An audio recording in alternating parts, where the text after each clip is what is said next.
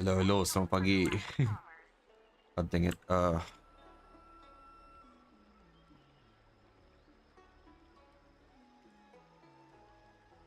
Apa bang masa hold dulu. Good boy. Mana kami masa ni? So, kita ni ada ni. Which aku semua ada sudah. But I can pull more tickets lah. Ha. Oh boy, 9. Macam dah cukup saja. Satu minit. Tutup mana? Wait, I thought I buka that.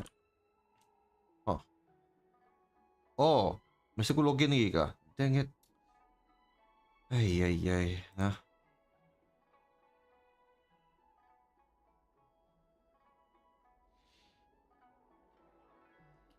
Ay. Sekejap lah. Nampak aku punya no, my bunshin.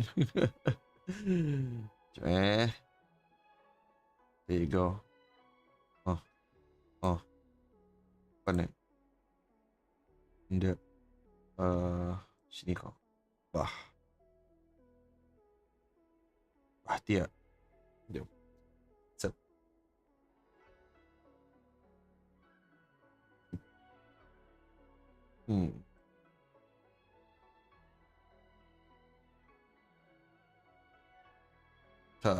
Okay. Nice. Dia. 15. Skip dah 19. 29. 9.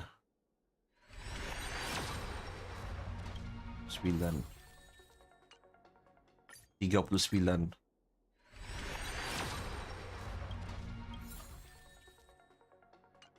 49. Ooh, that's bad. 49. 59. Oh.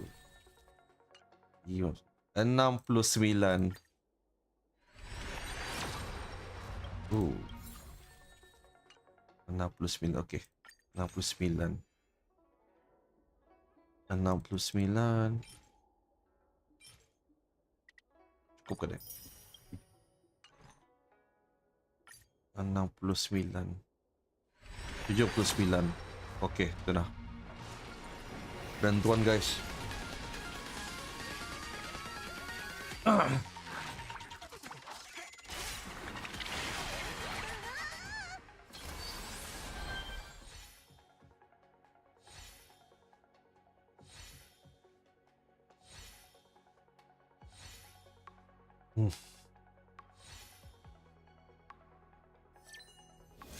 Let's go. Gila. Okay, now I have to collect more stuff. Let's go. Let's go, baby. Aku dah habis dah. I'm done. Aku baca weapon, you punya weapon lagi.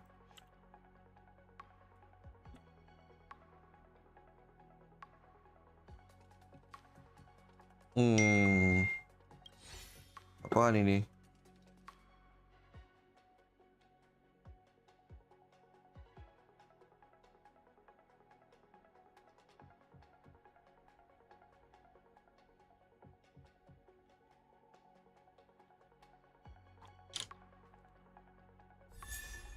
Okay. Dah. Cukup. Iya kita ni. Aku ada 3 pulse lah. Ni sakit deh, tapi nampak. Pun weapon beda jadi dulu.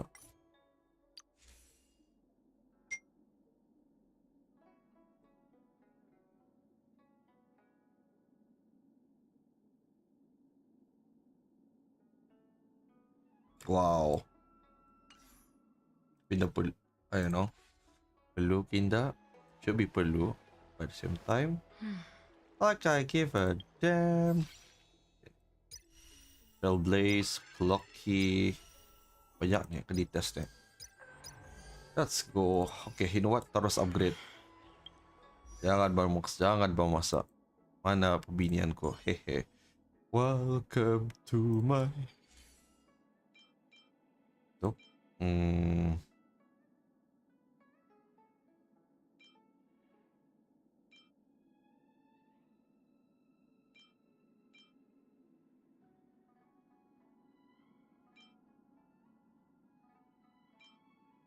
Di lah. Sorry. Hanya aku akan pakai ini this time. It's fine. Relics. Can I transfer yang relic atau kah? It's okay. Okay. Level up dulu. Jangan udah mata. Let's go, baby. Only consistent practice can ensure optimum performance.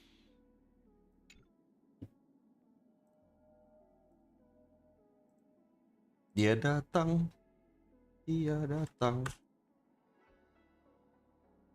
Itu kau ada kah?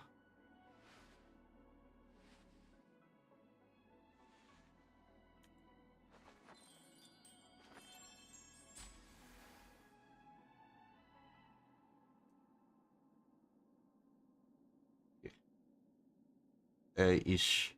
Okay. Level up siya.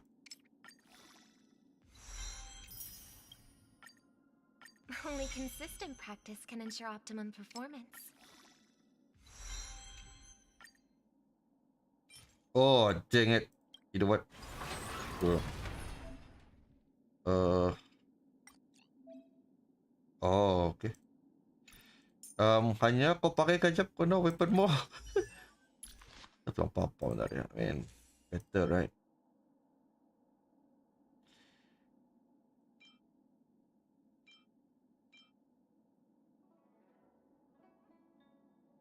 No, she doesn't attack. So, you're always gonna hit. So, yeah. Jump.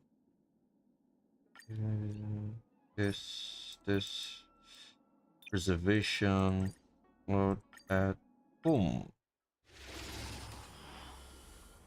For boss this time, huh? Recount. The Ten Lords' decree, hereby ordained. Still waters of oblivion. I weep for the departed. It too shall fall.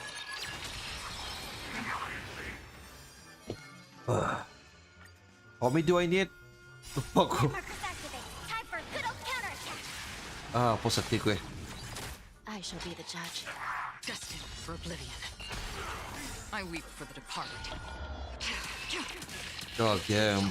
Emang ku guarantee next band na it will be 50-50 eh. Ako hindi being optimistic right now. So, it is what it is, huh? Recount. Still waters of oblivion. Tarik. I weep for the departed. Terhodo. It too shall fall.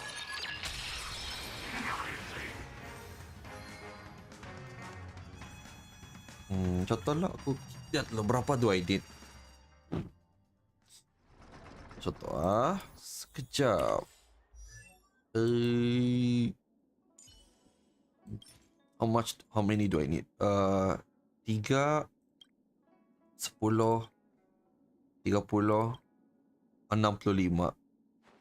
65. Okay.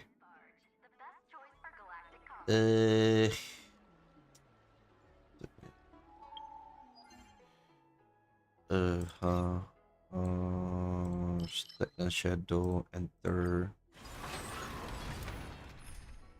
Yeah, teruskan. Jangan buang masa.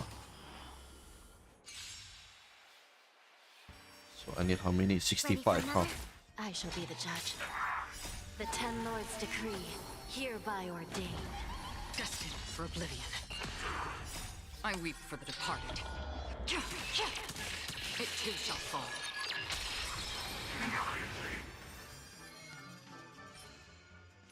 Popular lagi. Net markers activate. Time for a good old counterattack. Recount.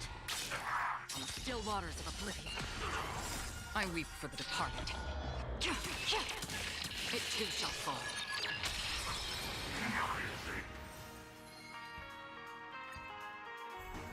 Ready for another? I shall be the judge. Destined for oblivion. I weep for the departed. It too shall fall.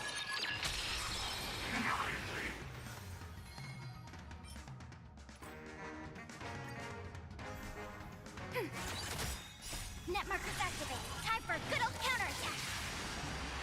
Recount. The Ten Lords' decree, hereby ordained. Still waters of oblivion. I weep for the departed. It too shall fall. Berapa lagi? 20 lagi. Terus 30 kan lagi. Ready for another? Pada I shall match be lah. the judge. Destined for oblivion. I weep for the departed. It too shall fall.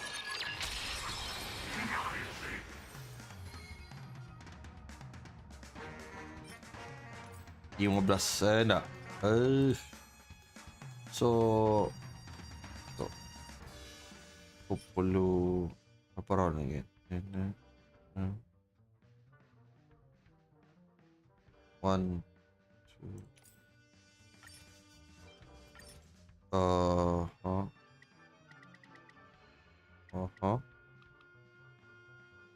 150 should be enough.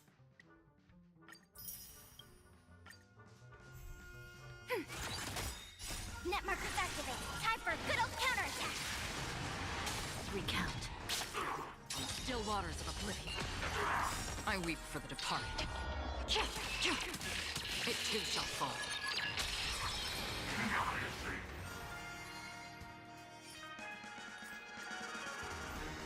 Ready for another? I shall be the judge. The Ten Lords' decree, hereby ordained. Destined for oblivion. I weep for the departed. It too shall fall.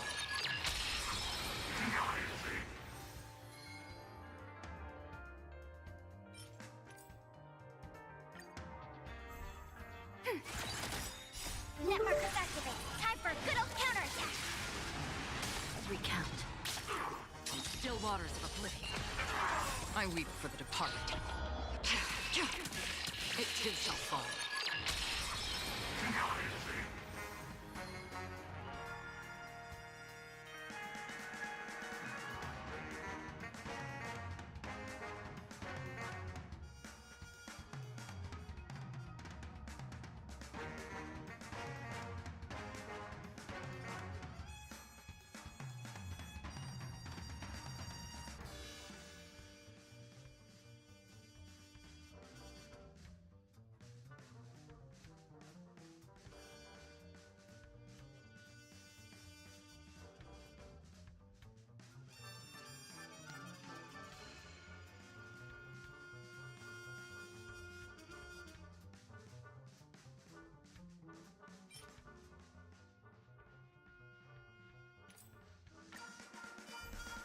Ready for another?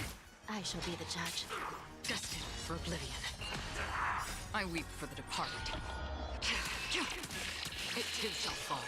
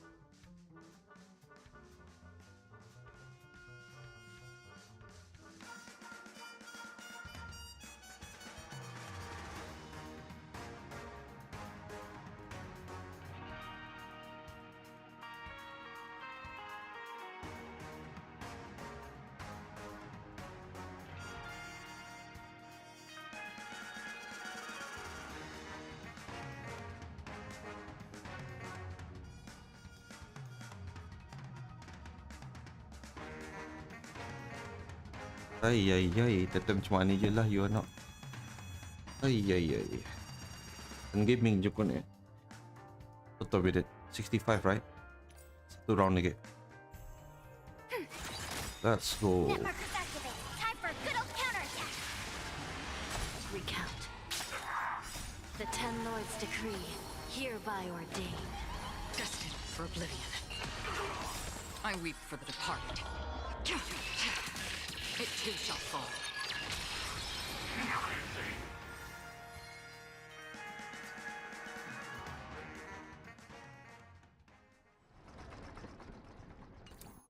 Okay.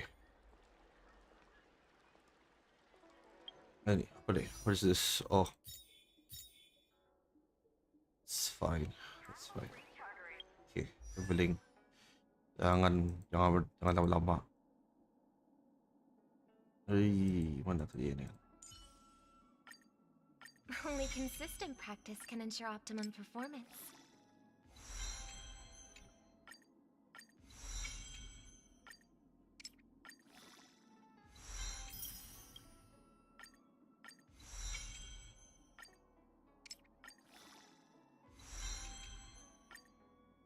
Only consistent practice can ensure optimum performance. Everything is ready. It's time to step on stage. Let's go. Okay, hanya. Okay.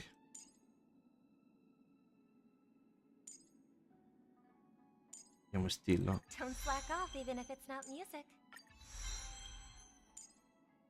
Don't slack off even if it's not music.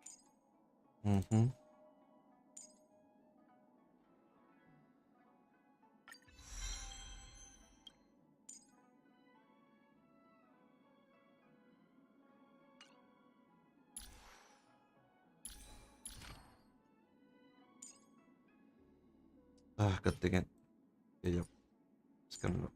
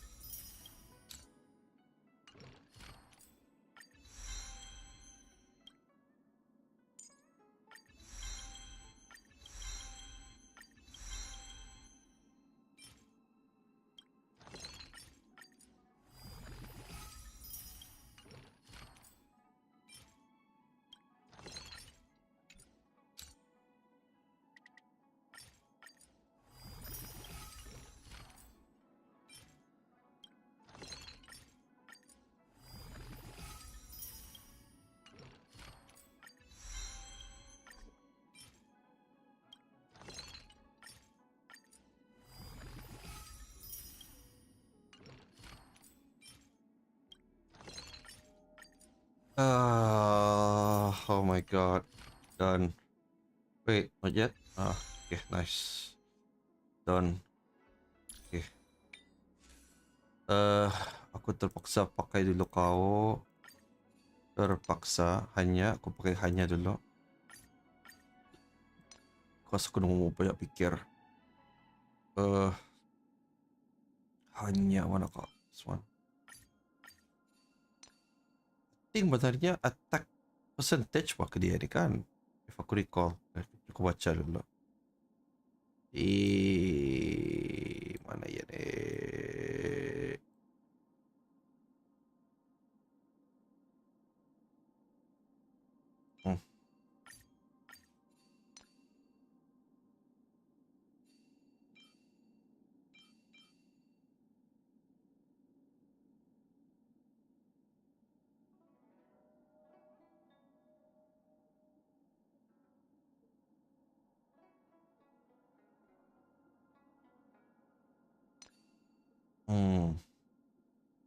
Ini yang buat curious ni. Ya.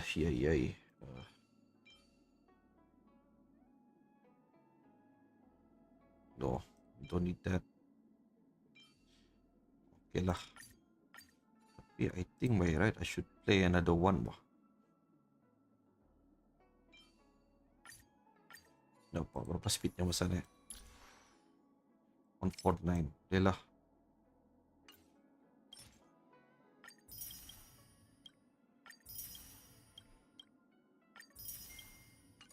Sabar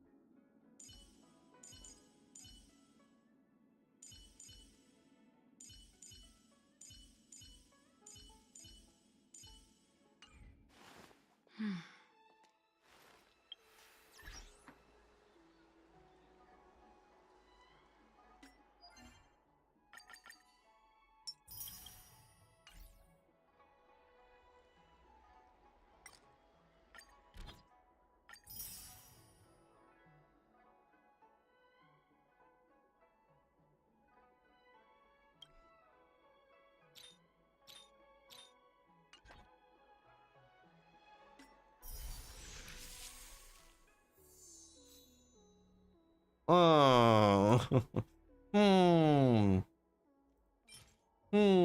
Lawat na juga. Nice. Okay. Travel lock. Ngayon nanti ko claim. Sila mo lagi. Oh my god, look at her. Okay. Tukar team. Oh, no. Team kan. Team.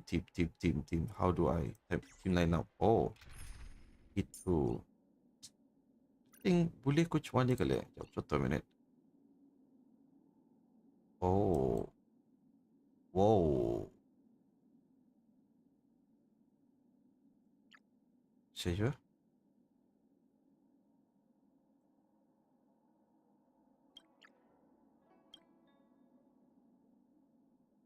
Oh gitu. Okay.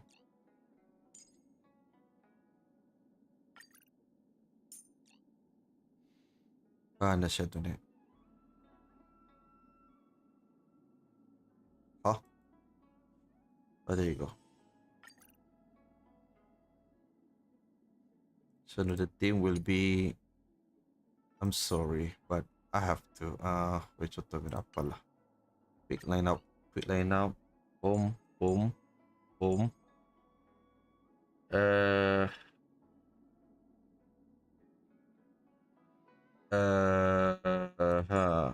there you go. Senang. Wait, ito na. There you go. Bah, yan mata. Tadi sabong story, baby. Let's go.ちょっとナース。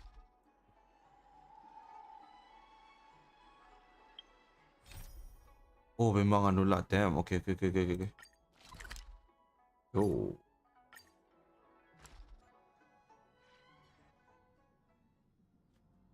Charmony. Newsflash! Penacony's Charmony Festival has entered its countdown phase. Accompanied by Clocky's What the TikToks, fuck? after 12 system hours, this grand celebration will commence with much fanfare. I already told you! We can talk things out! I'm sorry, Fluffy. I really have something urgent to attend to, so I had no choice but to resort to asking this favor of you all. Since you already know what you're doing, I'll also have to remind you of its risks. Hey, partner, what's with the hostility? I thought pulling this thing out was just a way of saying hello. For the last time, state your identity and purpose. My name's Boot Hill, and I'm a Galaxy Ranger. A Galaxy Ranger? You look like you seen a ghost. Did you think we all went extinct? Well, that's the price you pay for being off-grid for too long. The righteous heroes of the hunt would never hijack the Astral Express. I ain't hijacked anything. What, chatting with someone while holding the gun is considered a hijacking? It probably is. Pardon my frankness, but there are plenty of rumors in the cosmos regarding the Galaxy Ranger's current status, and none of them are pretty stories. I have a hard time believing you. Oh, this is hilarious. The tale that this bunch of fools spin is getting out of hand. There's even a bit about the Galaxy Rangers being turned into gibbons by Dr. Primitive, and they're in some valley screwing around on swings. Of course, I know you won't believe me, which is also why, similarly, I have a hard time believing that you're the real Nameless. See the bullets in this gun? 9mm, an eternal classic. I may need the Astral Express's help right now, but if you're an imposter just like that one, then this bullet might just end up in my head. I can't allow myself to be exposed to danger. That's just the way it goes, so you all have to first prove yourselves. Huh? Where are you going?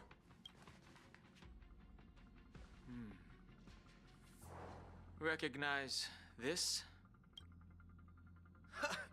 It's a model fudger. The Ah! dead abacus of ally and oath. The CN Joe really gave this to you guys? Muddle fudger? This is the jade abacus gifted to the Express by the Shenzhou Luofu's general, Jing Yuan. Its Sorry, presence on board serves as the motherfucker. Shenzhou Alliance's official recognition of the Express. Is that enough? Not bad, kiddo. And across these sprawling stars, a gentle squeeze is all it takes to rustle up a whole legion of Cloud Knights. Now, I reckon that'd be one fudging sight to behold. What the heck is this guy cursing at? What the heck?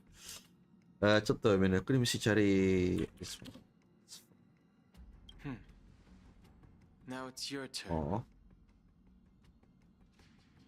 Jangan Been berharap. ages since the Galaxy Rangers had the spotlight shown on them. We ain't equipped with such fancy gadgets.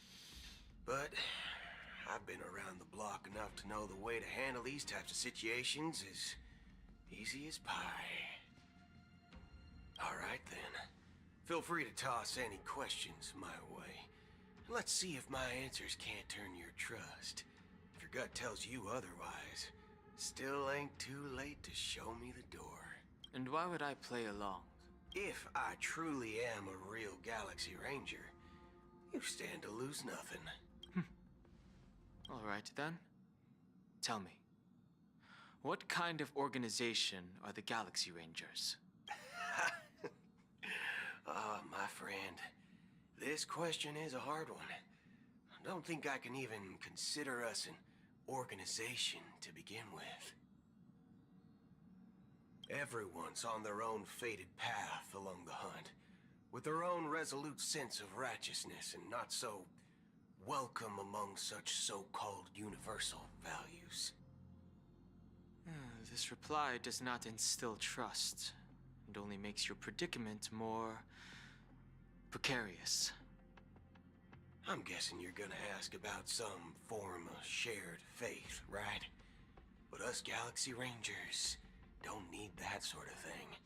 What brings us together is a shared bottom line.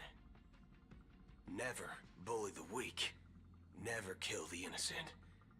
These oaths aren't some lofty beliefs, but the fundamental bottom line that one must never cross as a person. As Galaxy Rangers, we strictly adhere to the bottom line. When someone crosses them, the hunt's vengeance will surely come knocking. And in this moment, the other crucial meaning of bottom line comes into play. As long as you don't cross it, you're free to do whatever you please. You catch my drift? Second question. Why do you seek trouble with the Astral Express? I already said that I seek no trouble. I must go to Penacony for a matter. But I don't have an invite. And I can't even enter the family's hotel doors. If only I could borrow the Nameless's identity. The entire cosmos knows you're guests of the family. Aren't the Galaxy Rangers also esteemed guests? Oh, you've hit the nail on the head. This is why I'm here. It's fine if I tell you. The Rangers are pursuing an imposter. A son of a nice lady posing as one of us. She's on Penacony right now. My informant is a memo keeper. She's the same as all mimetic organisms, appearing one moment and gone the next. She scares the fudge out of me. Still, she gave me some vital info. That Galaxy Ranger imposter. Who is it? Is that the third question? Is it a hard question? It isn't. Just that you might not believe me. That person calls herself Acheron. And according to our informant, she could be an emanator of nihility. That's impossible. That's what I said. Don't worry. When I first received the news, I had the exact same reaction as you. IX never gives anyone so much as a first glance, and that's perfectly normal. What reason would they have to bequeath strength unto mortals? Then you must know that emanators can also conceal their own identities, which, for many people, it's better that way. Otherwise, there'd be wanton bloodshed across the cosmos, or even, perhaps, turning back on the path they're supposed to follow. I had the good fortune of running into an elation emanator. Its appearance was no different than that of those clowns. If it weren't through sheer luck that I got it drunk, I would have never known of its eminent status. Even in the purest hunt, you'll find the Xianzhou Alliance under the spotlight and Galaxy Rangers lurking in the shadows. Paths are inevitably concepts created by people and exist in planes beyond our understanding. To reckon that nihility emanators don't exist, well, maybe we just ain't nihilistic enough. So, do you understand now? Your companions are in danger, and it's pretty harrowing. If you don't want to believe me, you'd best send a message to them, but I'd advise you to move fast. We don't know what's happening in the dreamscape or how much of what the memo keeper said is true. And that Acheron, who knows what she intends to do.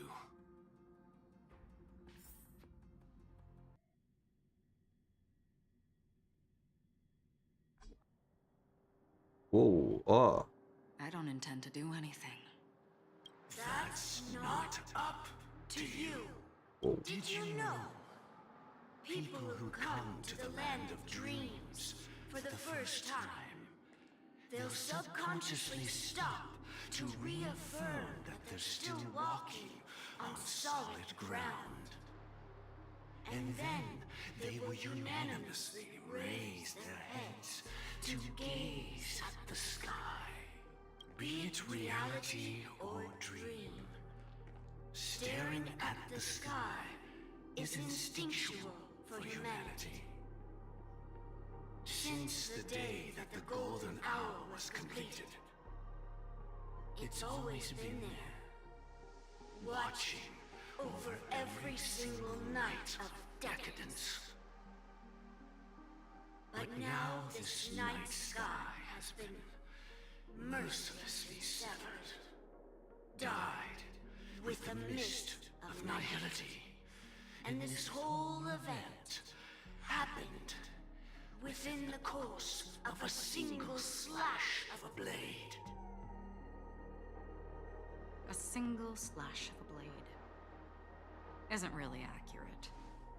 It was actually 2 blades, just that the second one was faster. That's not the point. Many guests who weren't supposed to be invited have gathered at this banquet. Even if the harmony is all embracing, I have no choice but to show some of them the door. For the sake of Penacony and the peace. The planet of festivities has no place for you, a puppet of nihility. Those who live in the shadows do not bear the right to tread the illuminated stage. Speaking of living in the shadows, there's probably not much difference between us. It's only polite to reveal your true self, at least when speaking to others. Penacony's Dream Master.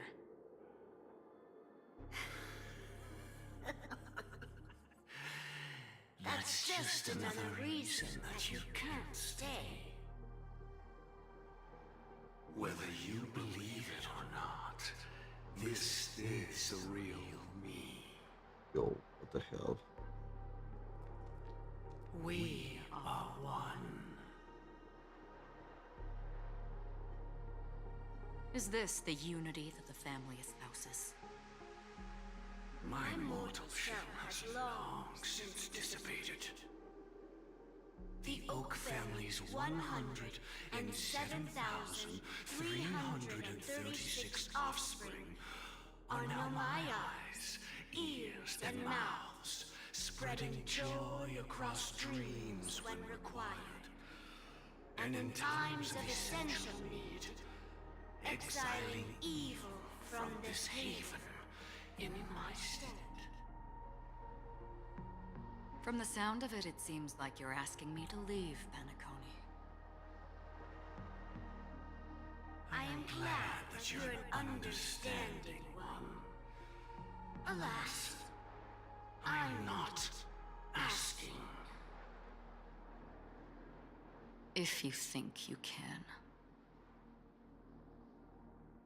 Are you threatening me? I ended it with a period. It was a statement, not a threat. Knowing who I am and still showing such malice. You're not the first, nor will you be the last. This scene played out many times before.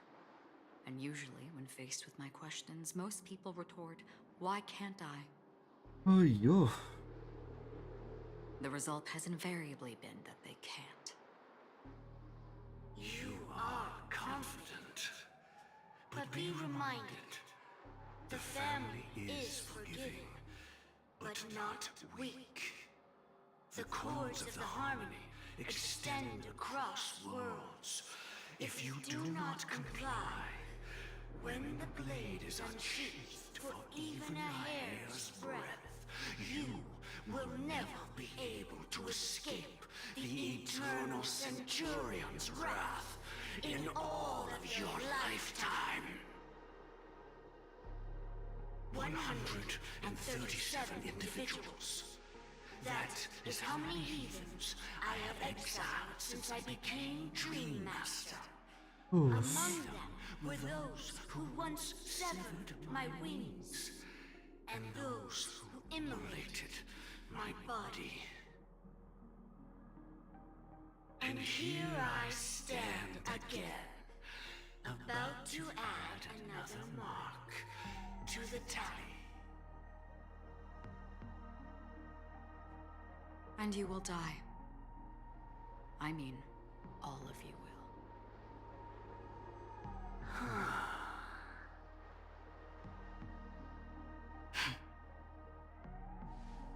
But that won't come to pass. I'll do as you ask. I'll leave. A wise choice. I wasn't aware there was a choice.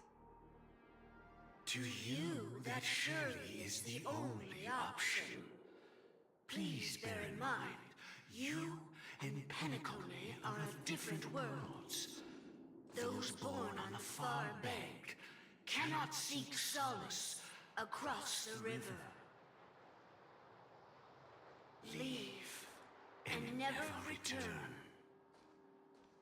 The radiance of the planet of festivities is overwhelmingly bright, luring in tricksters, wrongdoers, and criminals. But even the harmony itself will never welcome the self-annihilator of nihility. Whoa. And even more so, when this self-annihilator heralds the destruction of everything. Your strength is obviously a gift of the sleeping and shapeless, immeasurable and fathomless, like a tributary spawned from the abyss that brings death and sin to all. Acheron, a befitting name. Take it from someone on the other side of your so-called river. You know better than I do that Penacony has already deviated from the harmony. Whatever your intentions may be, I foresee only one outcome. Oh boy. Its future holds nothing but nihility. Just like all the worlds that have drowned in their shadow.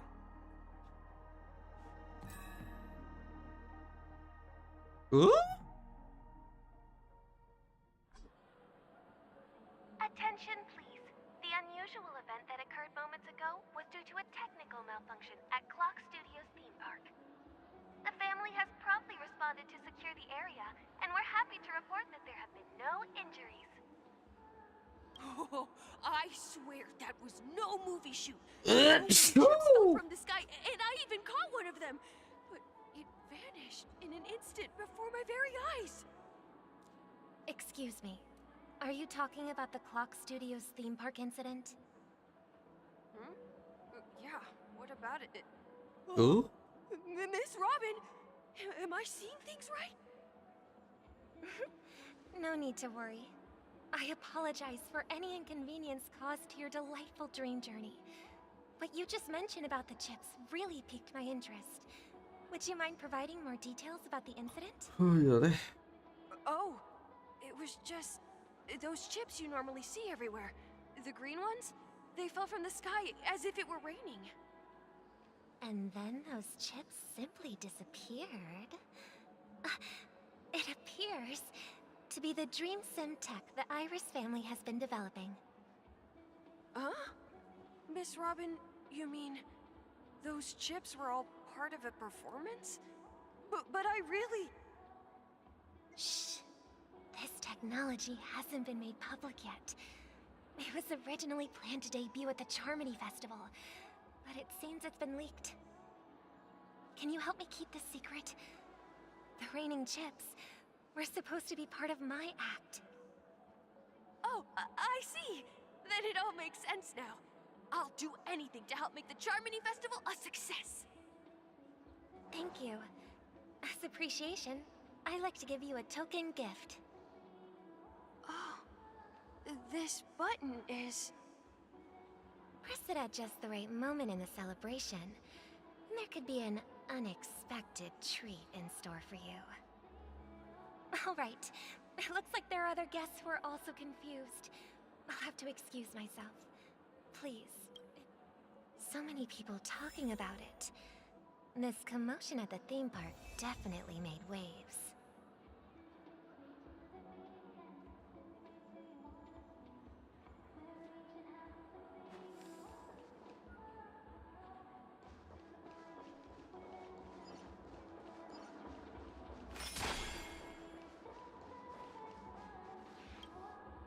The family promised they would protect the guests within the dreamscape, but I witnessed a group of organic life forms making their way to the theme park. And soon after, a rip tore through the sky, and black rain started leaking out of the void. The family needs to provide a reasonable explanation, or I'll take my loved ones and return to reality. I thought the dreamscape was supposed to be a paradise. If it's not, then there's no point staying here. It appears the good sir has seen many great events. And it's true that an uninvited guest has unexpectedly entered the dreamscape. However, their target is not the ordinary guests, but the ambassadors of the IPC.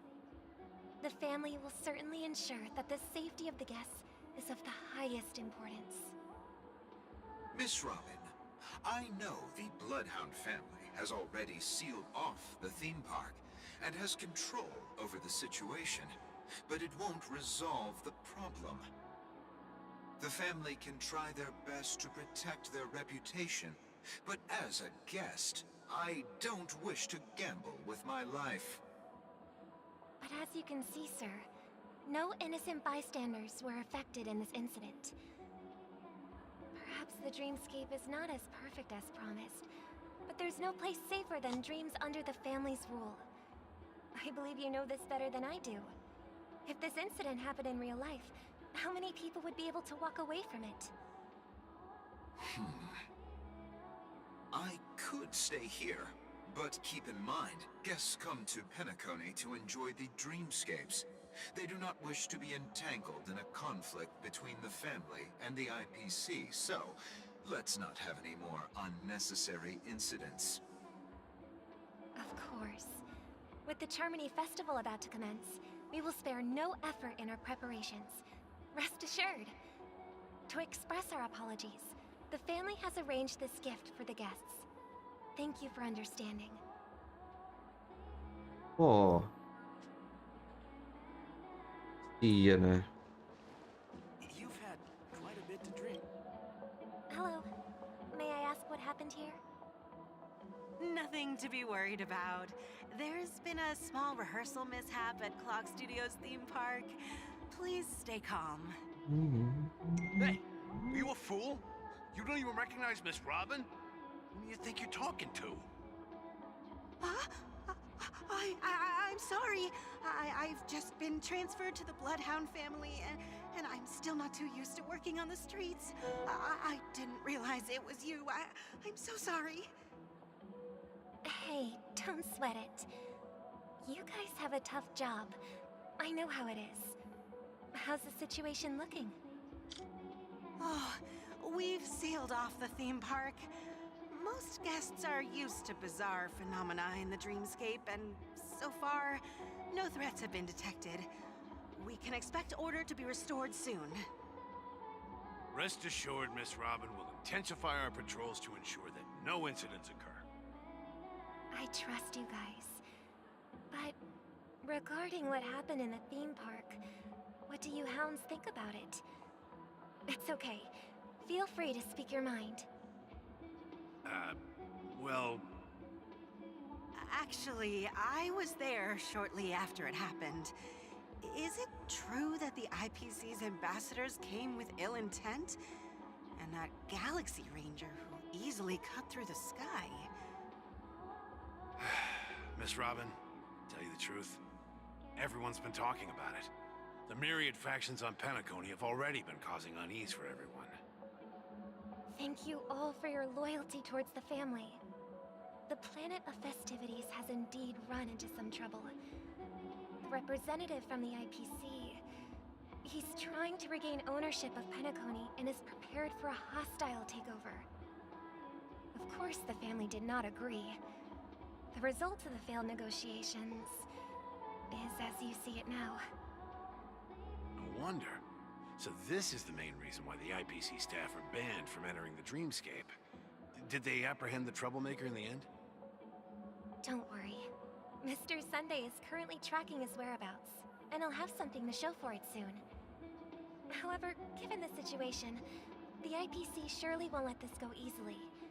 Therefore, we are relying on you hounds to maintain the order and stability of the dreamscape. Please be assured, Miss Robin, we take our orders seriously. We won't let those IPC cronies get away with this. Thank you for your hard work. If there are any other members who still feel uneasy, please tell them on my behalf that protecting the dreamscape requires everyone's help. This is a small gift prepared by the Iris family for the guests. There's one for you too. Please, open it at the Charmony Festival for an unexpected surprise. Oh my god. I can't believe I received a gift from Miss Robin. It feels like I'm dreaming. Wait, I am in a dream. If trouble comes knocking on our door, we're not afraid to go to war. Oh. Rest assured, the This should dreamscape be... peace will be protected by the Bloodhound family. This must be Ciano.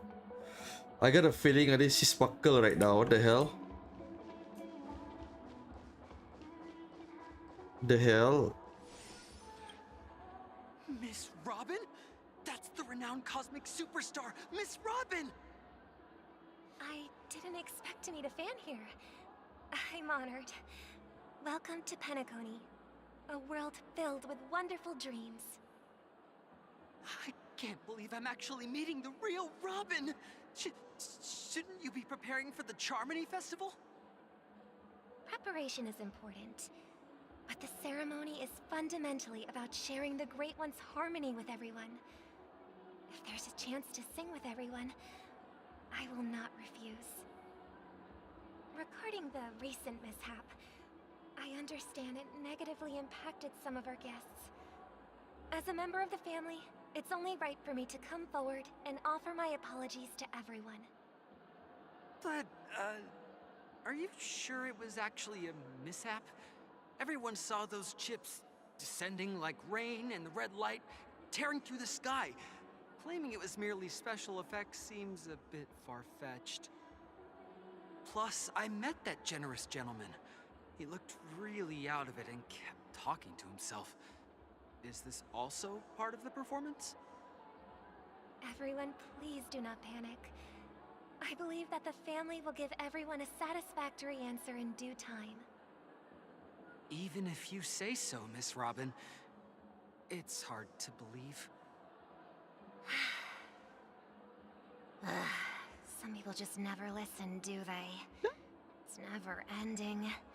It just goes on and on. What girl? Really Yeah, Yako. Miss Robin? Still, I suppose I should keep on helping everyone. I am the epitome of joy, kindness, and goodness, after all. Huh? What was I just doing? And, who might you be, miss? Here, take this, little guest. There you go. Specially prepared for you by the family. Make sure to take good care of it until the opening of the Charmony Festival. Then, when the show reaches its climax, press the button together with the others around you. Oh, the Yako. What the hell? You never know. Something very exciting. Susah sih sudah tadi awal. Alay. We're back to where it all began. Baby. You entered the golden hour from this place. And it is also from here where you will enter the true Penacony. It is a pleasure to journey alongside you once more. But it's time I laid bare the entire truth before you. As you might have heard, I also go by another name. Stellaron Hunter Sam. Whoa. Ah, come on, man.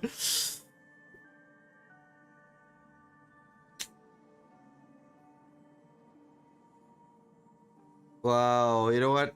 I don't give a damn. Are you alright? I'm fine. Sorry, I hope I haven't scared you. God take it. I know you have many questions. Do you remember when we encountered death in that strange dreamscape? When I was caught by that meme? In that instant before it killed me? I saw the reflection of another dreamscape in its ghastly pupils. So, following the clues in the script, I came up with some theories about the meme. That's why I instructed Silverwolf to issue invitations, drawing everyone to the Dreams Hotel. I intended to call upon death before you arrived, to solve the riddle using more direct means, and then invite you to join. However, contrary to my wishes, I couldn't defy the script. And I didn't get a chance to explain it to you. It is how you see now. I was impaled by the bladed wings of death. The heavy pressure of concentrated memoria miasma exploded in my mind as if it was actually reality. But after the momentary numbness subsided, I found that my body was absolutely unscathed. I was still alive. And it was just as I thought. I had arrived at a place starkly different from this beautiful dream. Beneath the dreamscape of Penacony lies another, more chaotic, more primal memory zone. Its name? Land of the Exiles. And so, then I returned to the hotel in the dreamscape, hoping to tell you of its existence. Yet I could not reveal my own identity. So, I could only divert your party's attention and lure you away from the battlefield. And after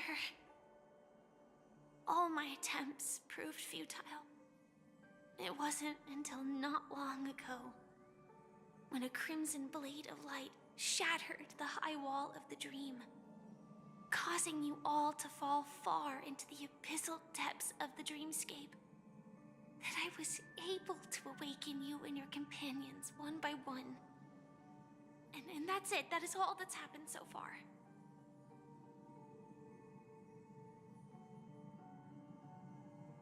Oh my god. Aku paham. But shit. Apa answer? Aku udah confused.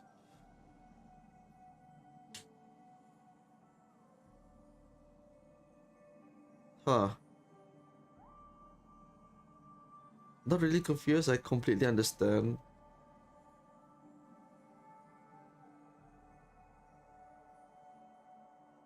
Yeah. I know it's tough to believe all this without reservations. I just want to say, you are very close to the final answer. Just one more thing needs to be done. And then I can prove it to you.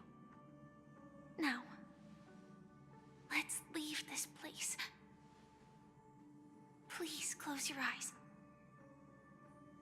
Take a deep breath and visualize the dreamscape's outline in your heart.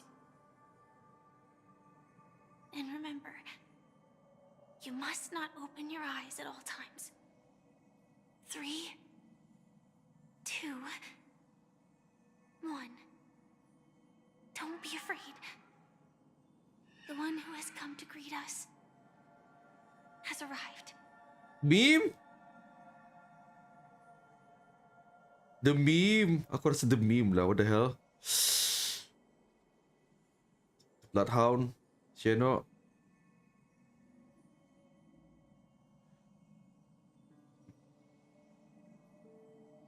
Could be the meme, right? Tengah suara tadi dah gila.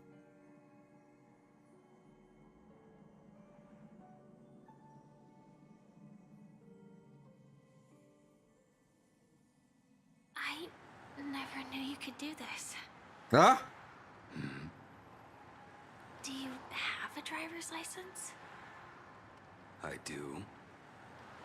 That is surprising. Why? Because this is Japella, the city of sins. Japella? No, it's nothing. I'm just thinking that you haven't slept in 20 system hours. Hmm? Are you sure you're okay? Tidak tahu. Damn. I'll survive. Same goes for you. I'm not so sure about that. Slow down a bit. Infiltration is over. Feel free to activate Sam anytime you like. There's still some time before the next part of the script unfolds. Let me stay a little longer in this body.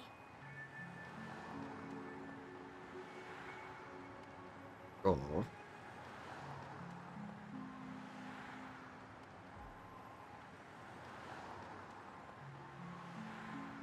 Such a long tunnel. Didn't feel this long when I set off. In half a system hour, it will lead us to Kafka. And then comes the downfall of the Japella Brotherhood. Is that also part of the script? It's in your script too. Sorry. I didn't notice. Their destiny won't change just because of your selective ignorance. I told you before, it's a bad habit. What about you then? Is this the moment you finally find the death you've been looking for? As always, it's a blank slate. It's not on this planet. Why the sudden inquiry? Because I'm currently in a car with a sleep-deprived driver. I just want to get there in one piece. This car has full self-driving capabilities. I'll just put my hand on the steering wheel. Will that do? Hey, don't take everything so seriously. Elio would always say there's only one type of destiny. The inescapable type. He can see the future, and we, likewise, are aware of our predetermined end. But before that moment arrives, we can still choose what we do. We all have this right, don't we? After today, Japella's name will disappear from cosmic history, and the Everflame Mansion will take its place. In the not-too-distant future, you'll receive an invitation. That's your next stop. Land of the Dreams. Penacony. I hope you find whatever you seek there. Be it answers or salvation. Mm-hmm. Yeah. Glad to see you're safe and sound.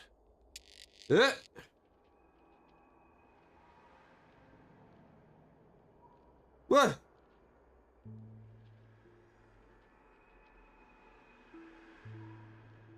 Close your eyes. This is the answer. Isn't it incredible? The monster that we have always known as Death is actually the guardian of the land of the exiles. Atau boleh ko agree. It abides by a certain rule. Abducting people from their dreams and bringing them here. The question that has been perplexing us, does death really exist in Dreamscape, appears to be a cognitive trap.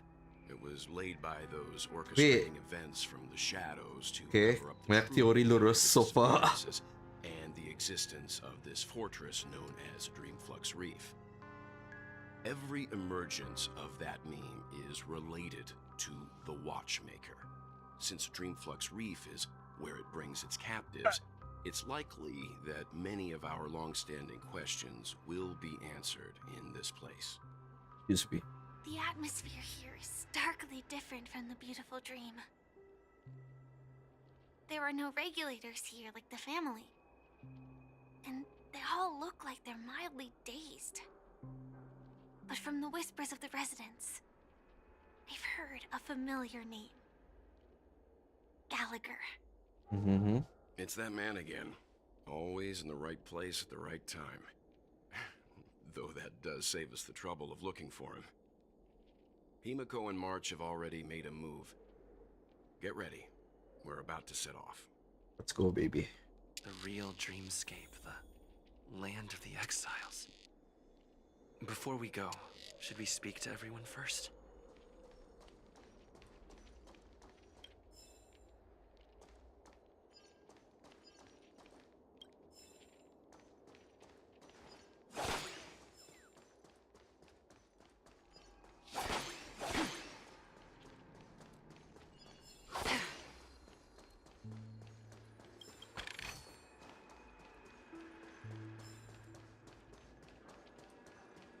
Sorry. Ay. Speak. I'm really sorry for waiting until now to tell you everything.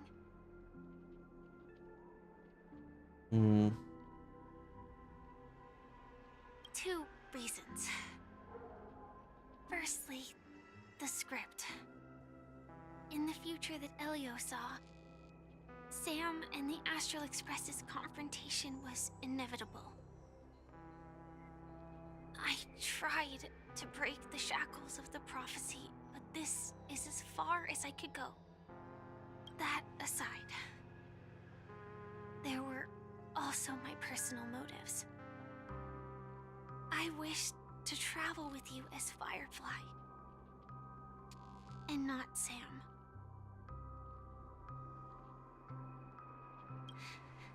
Thank you. You're welcome. Elio only gave me one instruction. Allow the Astral Express to pursue the Grand Legacy. It means that the Watchmaker's legacy holds great significance to trailblazing. And to you. Elio's scripts used to revolve and expand around certain specific Stellarons.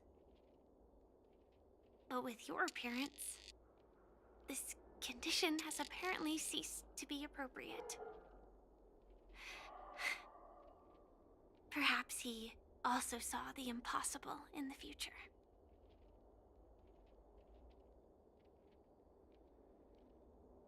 Do you still remember that medical cabin I told you about? Well, that's Sam. It belongs to the Iron Cavalry of Glamoth's Firmament Frontline. Such more fuller. Firefly Type 4 Tactical Heavy Assault Mech. It is the cradle of my vitality. And the meaning of my birth. And for the longest time it was... how I should have looked to the rest of the world. The timescale of Dreamflux Reef differs from reality, so we mustn't lower our guard. You're sensitive to Memoria. A slight misstep, and you could get lost in this memory zone. Something on your mind? Let's talk about it. No wonder Miss Acheron is so averse to drawing her blade. It's hard to imagine such terrifying power could reside in an ordinary sheath. If it weren't for the fact that Aventurine's power originated from the preservation, the entire dreamscape would have been affected. Don't feel burdened by this. Even without that Stellaron inside you, Aventurine would still have found other methods to accomplish his goal. Let's just believe in Miss Acheron. And given her prowess, I don't think we've got anything to worry about. During your investigation, he shared a vital piece of information. Mikhail, the former watchmaker who collaborated with the family to construct the Penacony we're familiar with today, had a falling out with the family for specific reasons. But this is precisely where the problem lies.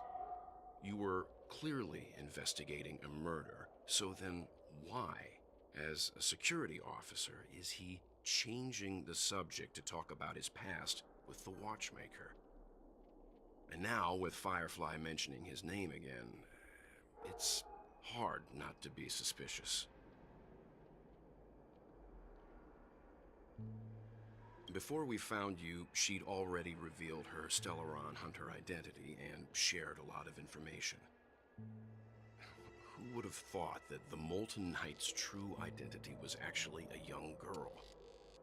For her, this is a secret that she cannot allow others to know. That being the case, I think we can believe she's willing to cooperate. But she didn't reveal all her secrets. I just can't shake the feeling that her situation is different from that of the typical dreamer. And I hope that doesn't lead to any dangerous predicaments.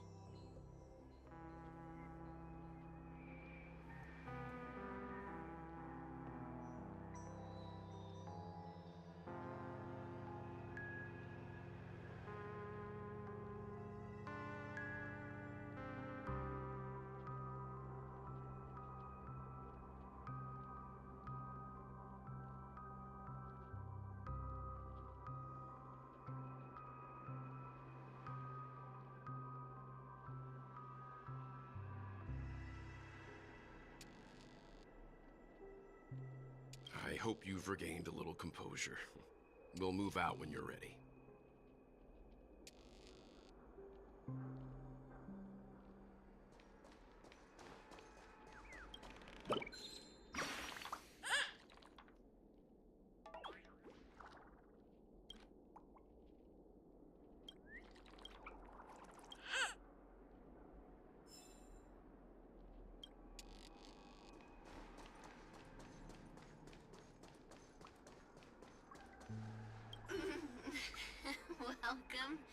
to heaven.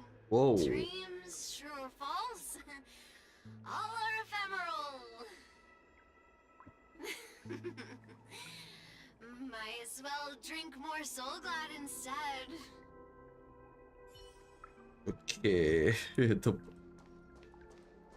Keep going straight down this alley.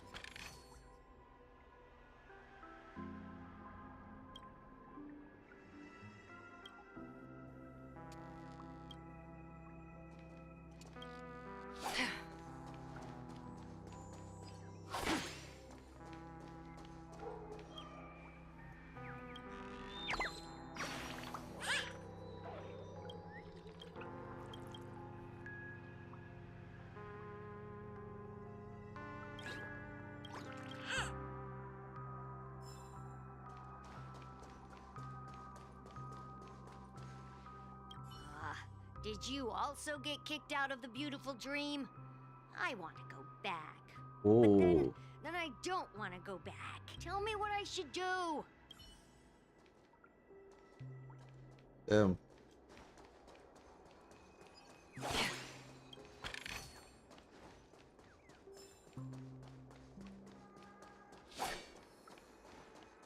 Oh.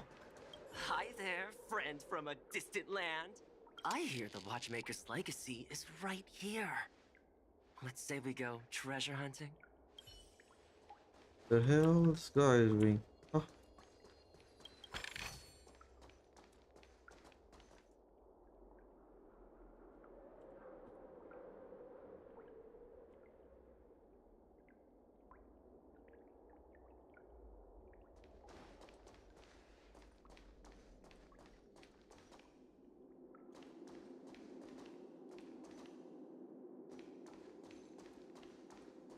What a huge clocky.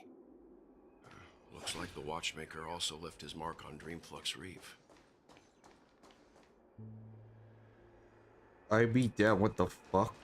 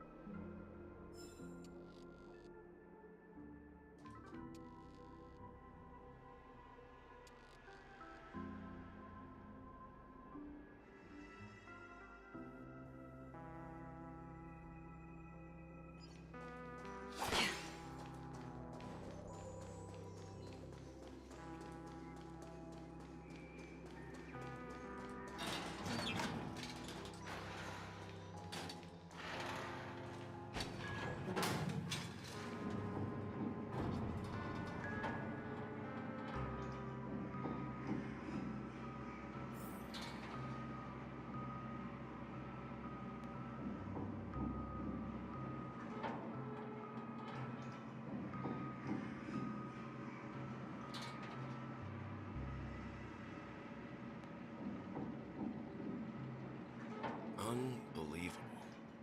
To think there's a settlement of this size within the dreamscape. La basar. And all beyond the family's reach.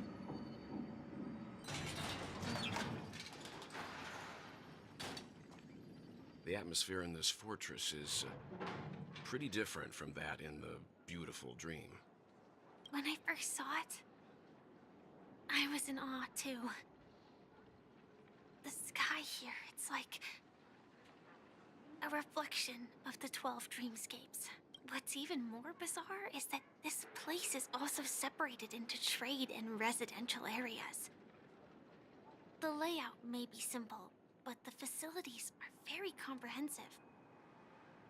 It seems that there are quite a number of people living here.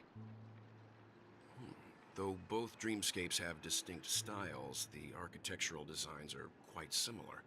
Works of the same hand, perhaps. Hard not to speculate on the connection. But there's no point in overthinking things. Let's meet up with Himiko and the others first. Take a right turn at the end of this road and you'll reach the trade district. There are more people there. And perhaps someone knows where she is. Not coming with us? The Astral Express likely needs room for some internal deliberation. In the meantime, I'll try and locate Gallagher. Sure. Let's reconnect later. Letting her go was the right decision. Further observations are needed before we decide whether to trust her. But first, there's someone I need to talk to. Let's go. I'm sure you've already noticed him. Oh. He's right over there. The Reverie Hotel's bellboy. How did he end up here? And right after Miss Acheron severed the beautiful dream. We'd better check, just to be sure. Perfect for me, and perfectly legal for me to stay in.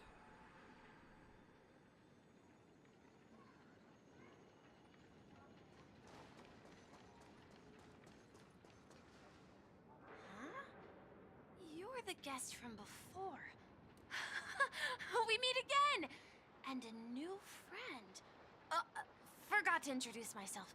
I'm the hotel's bellboy, Misha. Hello, Misha. I'm Welt. We met in a dream. Oh.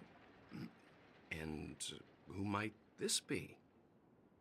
Tick-tock! Tick-tock! And new friend! Let's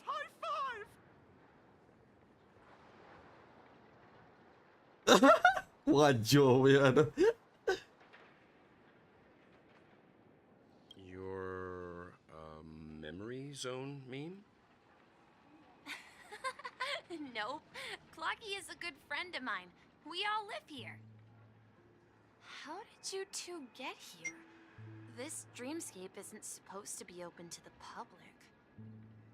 I wonder if it has something to do with Sleepy. So, this is your home? Yep.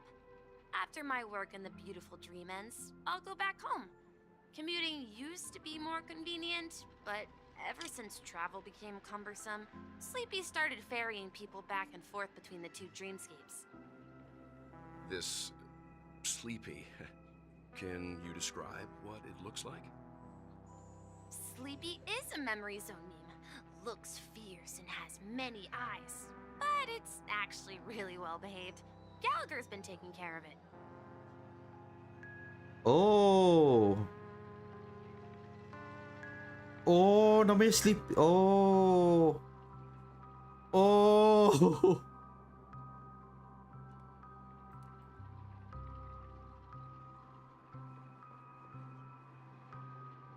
Based on the description, that meme is indisputably death. A nightmare for the family, but for the people who live here, well, that couldn't be further from the truth. Death? Not in a dream, surely. Sleepy's just a little aggressive, and sometimes messes up by fetching the wrong guess. But it would never hurt anyone. I see. Has it brought back any guests recently? Say, in the last day or two? We're currently investigating a missing person case that occurred within the beautiful dream. I see. Then you'll have to speak with Gallagher. But he's currently busy hosting a visitor from the Oak family and specifically asked not to be disturbed. Mr. Yang, the person you're looking for, is it Miss Robin? Just as I thought. Considering what happened with Miss Firefly, this doesn't come as a surprise. If you're looking for Miss Robin, I can lead the way. She told me that she'd be willing to meet with outside guests. If it's not too much trouble. Also, we're looking for our missing companions. A woman with red hair accompanied by a girl with pink hair. Have you seen them? Oh, I haven't. But please, rest assured. Dreamflux Reef is a small place, and it's not as bustling as the beautiful dream, but its safety is unmatched. How about this? Since it's your first time here in Dreamflux Reef, I'll be your guide and help you find your companions. And then we can all go visit Miss Robin together. She's gone to Mrs. Grace's to visit the children. She won't be leaving anytime soon, so there should be enough time. All right then, we'll follow your plan. Well, we now know the answer to both murder cases that have caused such commotion in Penacony. As for the intentions of the mastermind behind it all, we're still none the wiser.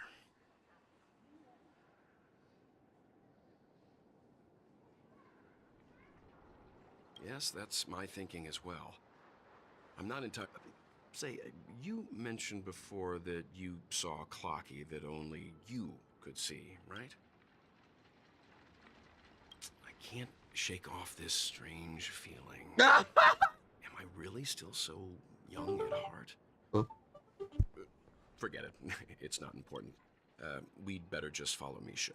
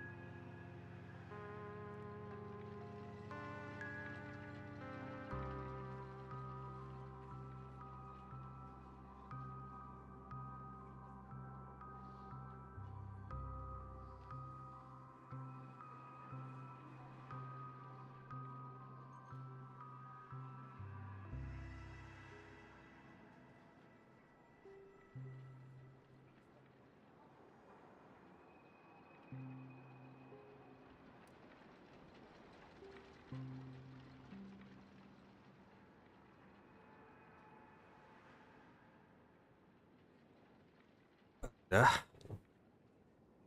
Ini.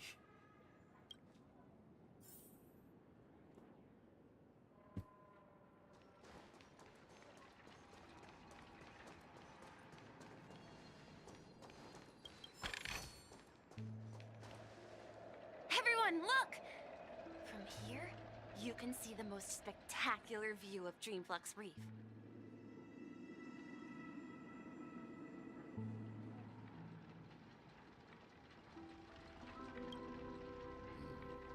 A black hole? No. An accretion disk formed from consolidated memoria? Was Dreamflux Reef built on such unstable memoria? Oh, so Mr. Yang is also versed in Memoria dynamics. I was just trying to figure out how to explain this huge hole to everyone. I bet you guys have a lot in common with Miss Kami.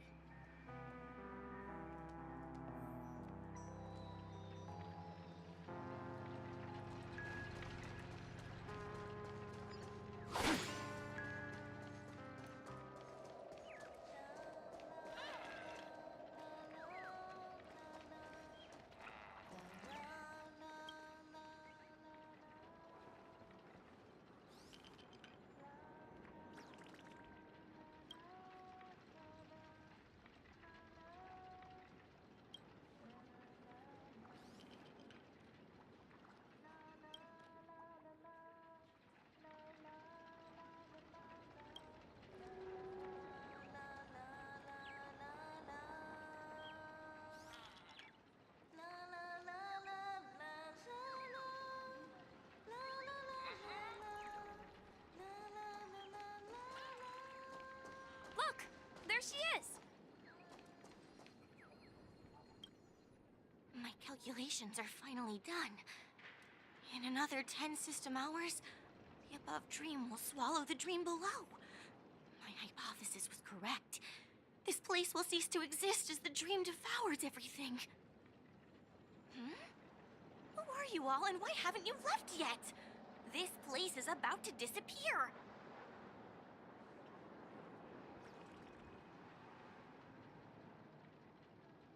I'm Kami, a dreamscape surveyor specializing in Memoria dynamics, and this is my life's work that I'm researching. See that huge gaping hole? It was just a narrow rift many years ago, but now it's grown into a giant hole. The surrounding Memoria has been flowing towards the other end of the hole at a constant velocity, slowly but surely. But the scary part is, according to my calculations, the flow rate of Memoria has recently changed, and it's faster than ever before. It's almost as if something is sucking it in from the other side.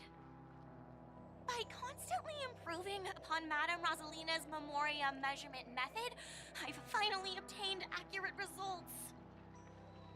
After 10 system hours, the Dreamflux Reef will cease to exist. Just like the melting of glaciers, everything will crumble and disintegrate. The dreams on that side of the void will fuse into one. Please don't worry. This sort of thing has happened many times before. Miss Kami isn't a bad person. She's just a bit lost in her own world. She'll probably realize she's wrong soon enough. You don't say. There was something else that piqued my interest. Who is Madame Rosalina? Oh, do you know her too? Or are you also a fan of Memoria dynamics? We're very interested in Madame Rosalina's achievements. Could you tell us a little more about them? Why, of course! She's an excellent scholar of Memoria dynamics, and the first person to apply Memoria rate measurement methodology on interstellar travelers.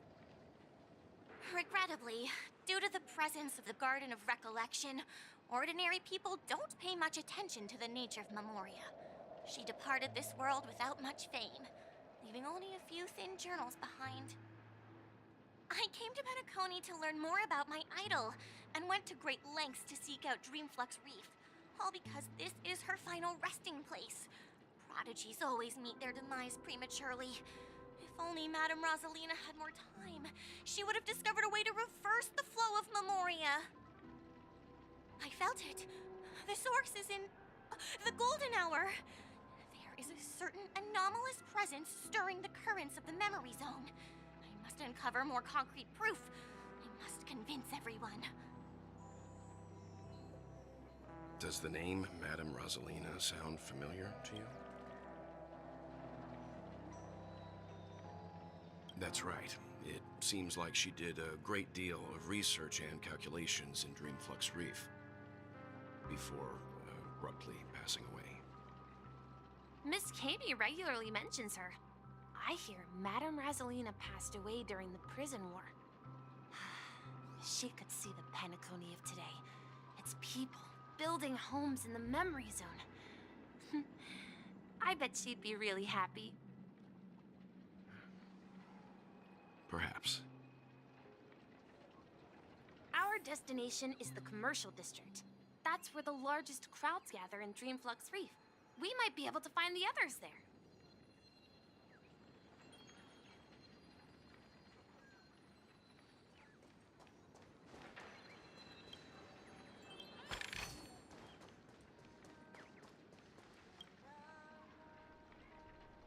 Ah, god dang it. अच्छा बना रहे.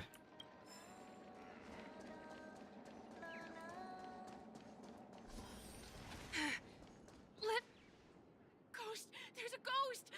Don't come near me! Who you be? Oh my. I'm human and so are you. Can you get a grip? Mr. Yang and Mr. Trailblazer, I've been waiting for you. Quickly, come help. I bumped into a member of the family on the way here. He was so scared and I just wanted to calm him down. But... Let me go! Let me go! I've only done good in my life. Why can't I rest in peace after death? well, this is how it turned out.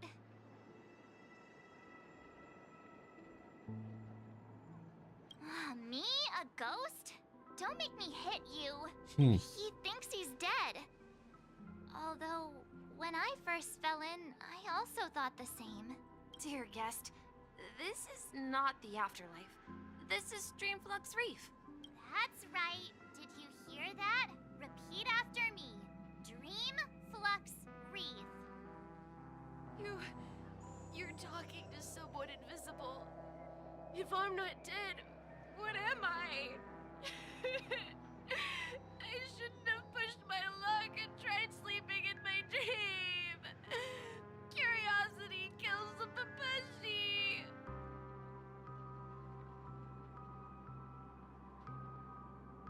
Stop asking! You'll alert the monsters. All the dead are right here. All of them. You're not talking about the memory zone meme, are you? Don't say that name!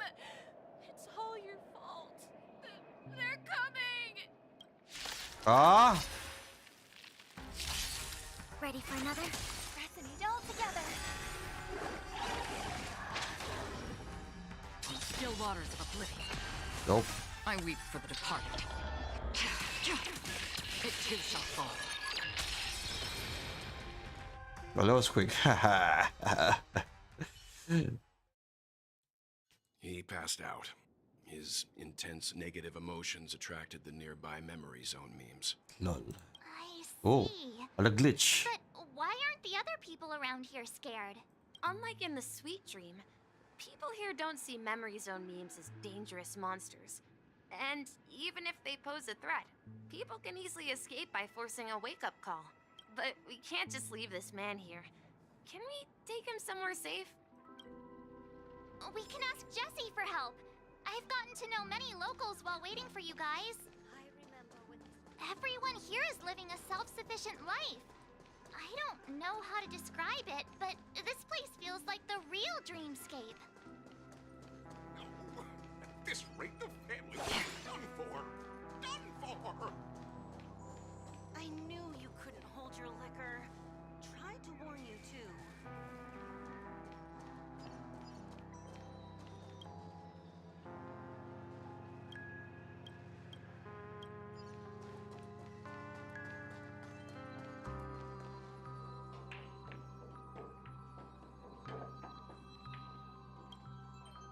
evening, Jessie.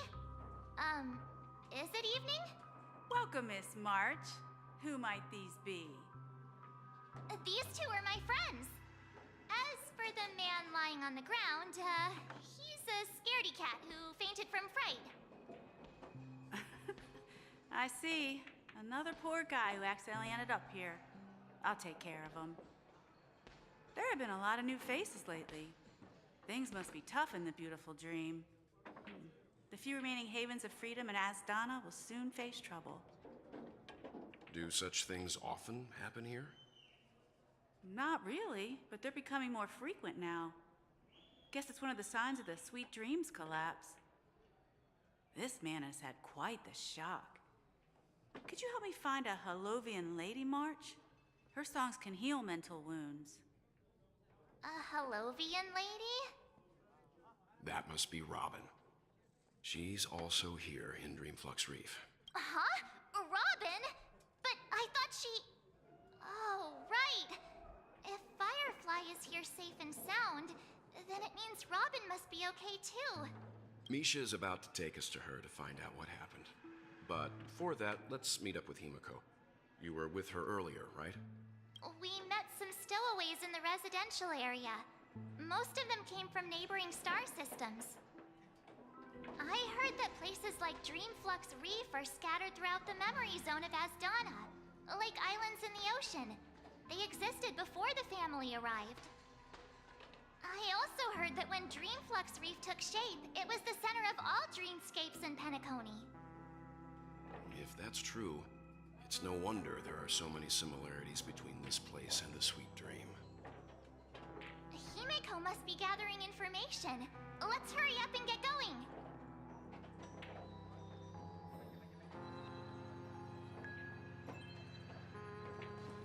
Let's see how you handle a stroke of genius like this.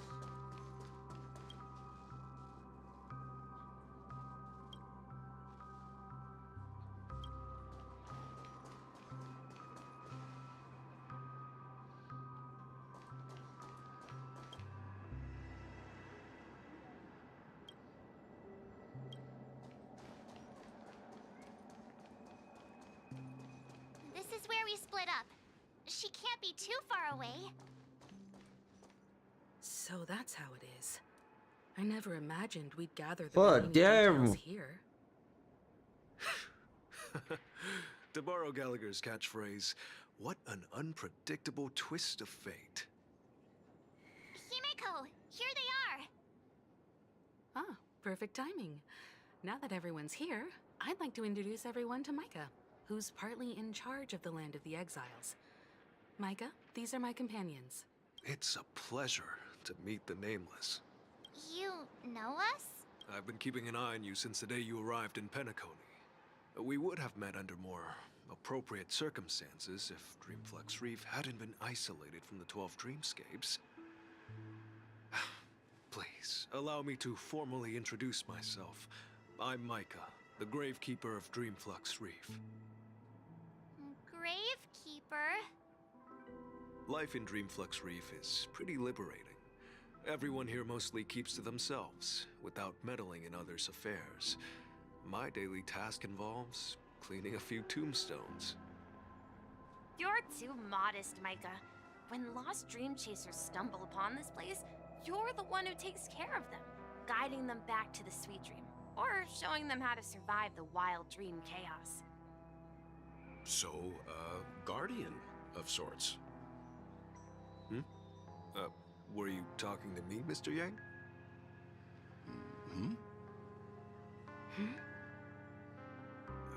On that note, Mr. Mika, which tombstones are you referring to? We didn't come across any graveyard when we arrived. They're actually just symbolic stones. But since you're curious, Mr. Yang, I'll take you there. I have a feeling you might find something of interest there. But before that, you have an important guest joining you. An important guest? Who could it be? This way, please. The roads here in Dreamflux Reef are a bit run down, so watch your step. I remember when this place was...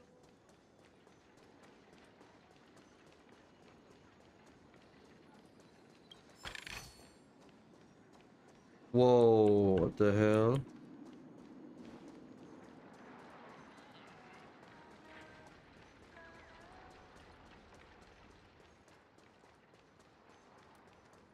Robin? There she is. It really is her! Miss Robin!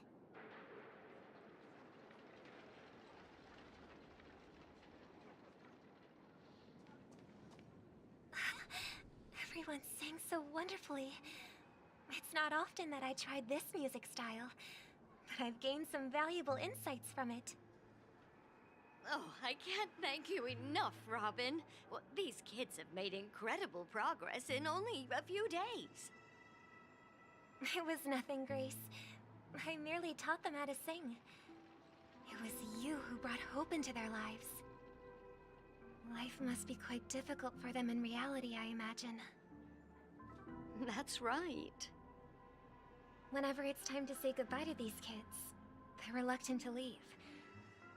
But I've explored every corner of Dreamflux Reef, talked to everyone I met, and they all told me the same thing. This shattered dream is not worth clinging to. It seems you truly are a child of the Harmony. Emma and Andy are orphans I took under my wing. Carol there, with her blind eyes, used to work at a nutrition center in the outer ring of Penacony. And as for Gary, he's been living with autism since he was a child. They're not old enough to enter the sweet dream managed by the family.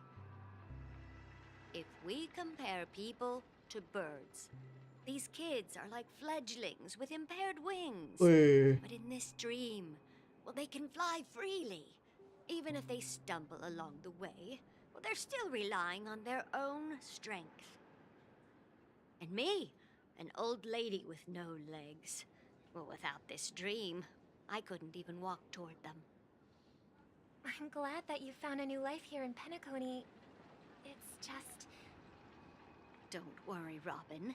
Dreams have their significance, but they aren't everything. Both the children and I understand this. No matter how long we fly through this dream, we will one day return to reality. But you know what? Emma and Gary aren't plagued by their insecurities anymore. No, and Carol is learning how to cope with her blindness. And Andy is livelier than ever. Well, even I've become more optimistic. You see, in dreams, we learn how to live. Once we return to reality, we learn how to survive.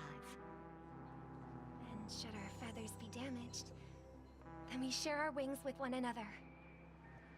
There's no need to covet an illusory sky in dreams, because we have the right and the ability to fly towards a broader horizon.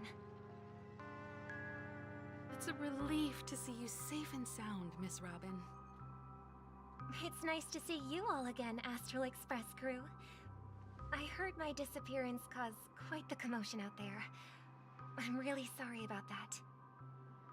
Since you're here, can we assume that you're fully aware of the situation in Penacony? Ever since I returned to Penacony, my voice started to change, until it gradually faded away. At first, I thought it was a temporary ailment, perhaps due to having been away too long. I thought maybe it just takes some time for my body to acclimate to the high concentration of Memoria and Asdana. But now it seems the root of the problem goes way beyond me.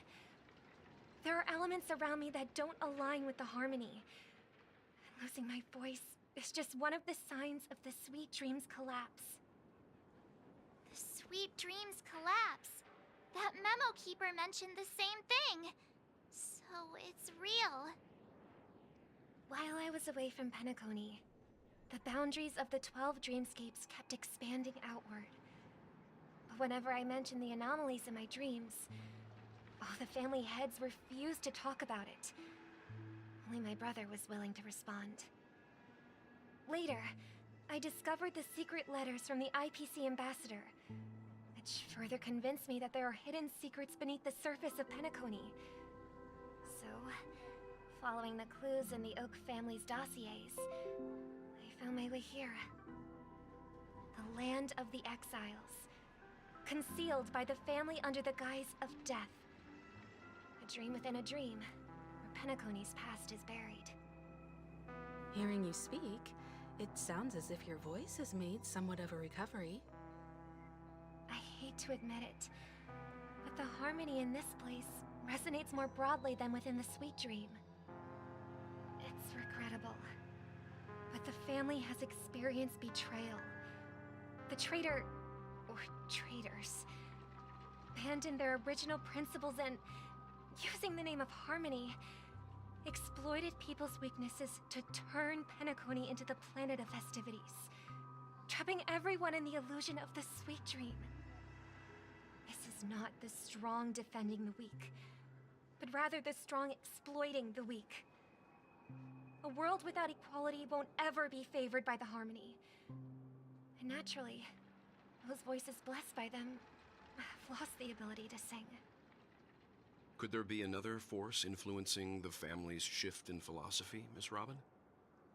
Considering what happened with Acheron, it's difficult to conceive of another entity within the realm of the harmony capable of influencing everyone.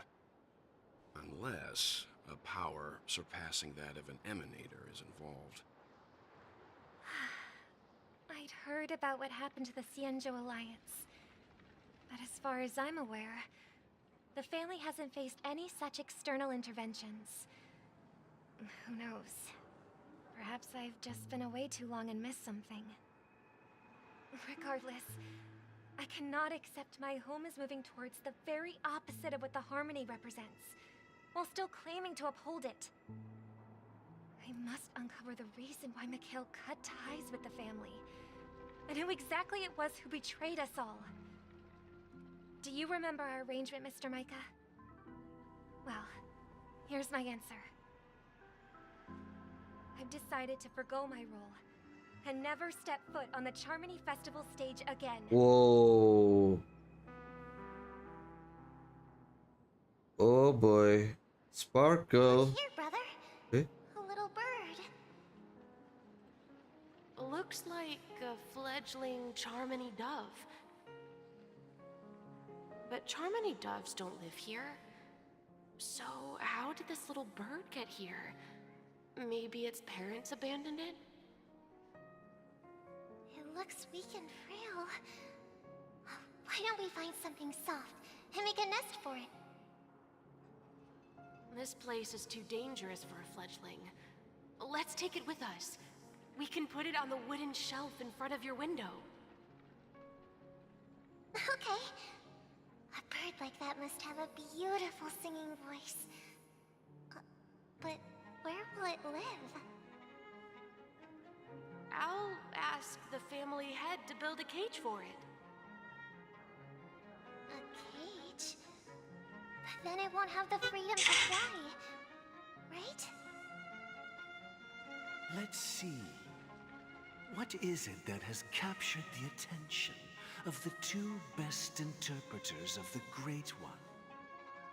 To the point that they've forgotten how to enjoy their dessert. Oh, poor little thing. Doesn't look like it's doing well. Do you want to rescue it?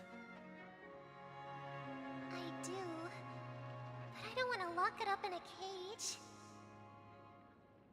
Why? Even if it's small and not fully feathered, and can't sing, it didn't come into this world just to be locked up in a cage. Birds, they should be flying free in the sky. That's quite the romantic idea. And what about you, a young scholar? Do you agree with your sister? I think she's right. But if we leave it out in the wild, it won't survive for more than a few days at best. Ah, I see. It seems our little scholar is still a bit unsure. Well, let me tell you youngsters a story. As you probably know, Charmony doves can fly through the air. When they fly really high, the friction caused by the flapping of their feathers against the atmosphere creates amazing lights so that they look like shooting stars. We've seen this spectacle so many times that we think it's just something they can naturally do. But that's not the truth. Their radiant display is the result of countless struggles against nature over generations. Their ancestors were too weak to survive on the ground, so to escape predators, they started seeking new opportunities in the air. After countless attempts by many generations, one of them finally figured out how to fly. It soared into the sky and never looked back at the ground again.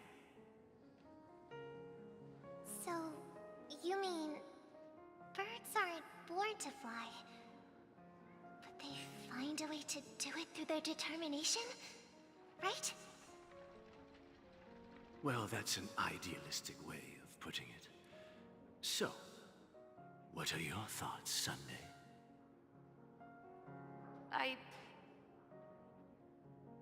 think people believe birds are meant to fly because they've never seen those birds crashing to their death. Oh. That's an interesting perspective. So, have you decided what to do with the bird now? For now, I'll keep it in a cage until it can take care of itself because I want it to live, no matter what. Well said, kids. It seems each of you has found your own answer.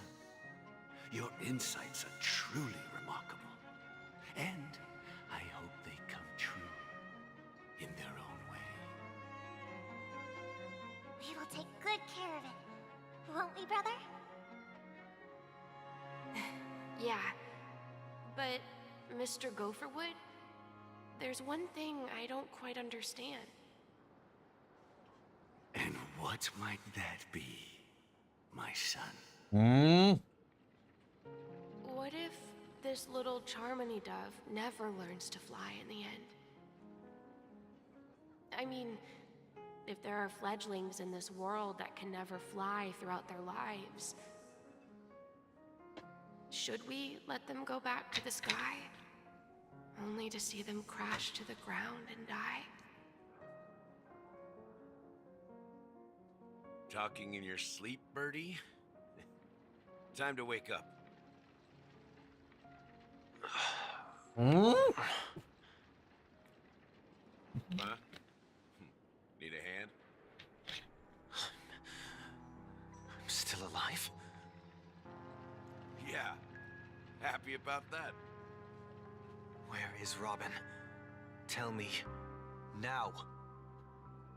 I knew that was going to be the first thing you'd ask.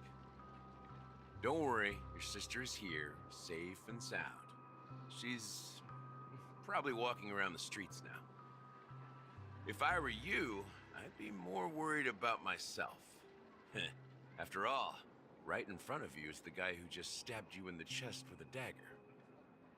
If you wanted to kill me, you wouldn't give me the chance to speak. Just tell me your demands, lackey of the Watchmaker. So, you figured out who I am, huh? No wonder you had the guts to go against the Dream Master and the Four Families. Looks like I made the right choice. Choice? You are aware of my plan and see through my act. Time is running out, so let's drop the charades. I'm suggesting we cooperate. Oh. Cooperate? What makes you think I'd cooperate with you? The fact that the famous Robin has chosen my side. Plus, some clues about a traitor and a bright future for Penacony. Any of that catch your interest? I find it hard to believe a man who's full of deception. Fine. You don't have to trust me. What you should trust is the sense of justice inside of you. Show me Robin first. All right, as you wish. Here she is. Huh? Ah! What's your trick this time? Just kidding.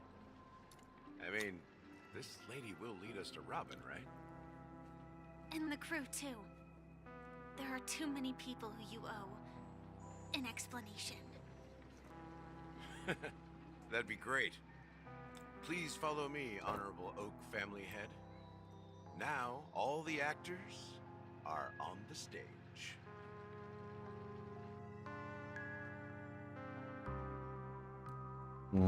This is the monument I mentioned earlier. The names inscribed on it should be familiar to all of you. Rosalina and Tiernan.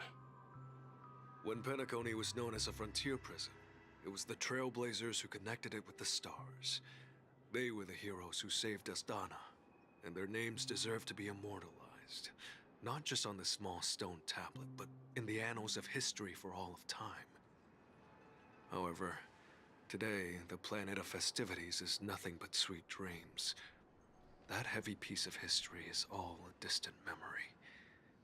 Just like that prison. If their names are inscribed here, then that means... According to Micah, they died long ago. Rosalina was killed during the War of Independence. She ventured alone into the heart of the star system to investigate the flow of Memoria, but she never returned. Tiernan was a skilled gunslinger, strong and reliable. He led the people through countless battles, but he didn't live long enough to witness the arrival of true peace. In the decade following the war, Penacony faced challenges internal and external. To protect Asdana, Tiernan took up the way of the Trailblaze and led the Lampmoth family to explore beyond the system, only to be surrounded and wiped out by the Swarm. Though I had expected as much, the tales of these heroes truly are sorrowful. True to the title of Trailblazer, they spent their lives venturing into the unknown. But what about this tablet? There are no names carved on it. When Dreamflux Reef was created, its owner was still alive. However, he insisted on erecting a monument for himself. Oh no. Saying, it will happen someday. Here we meet again. Everyone from the Astral Express. Robin.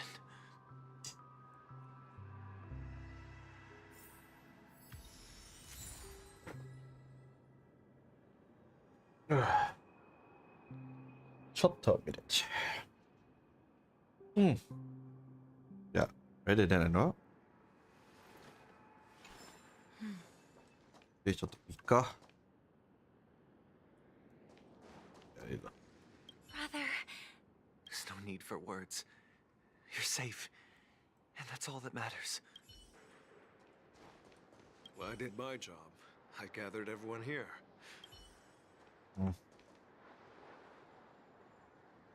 あれあれさ。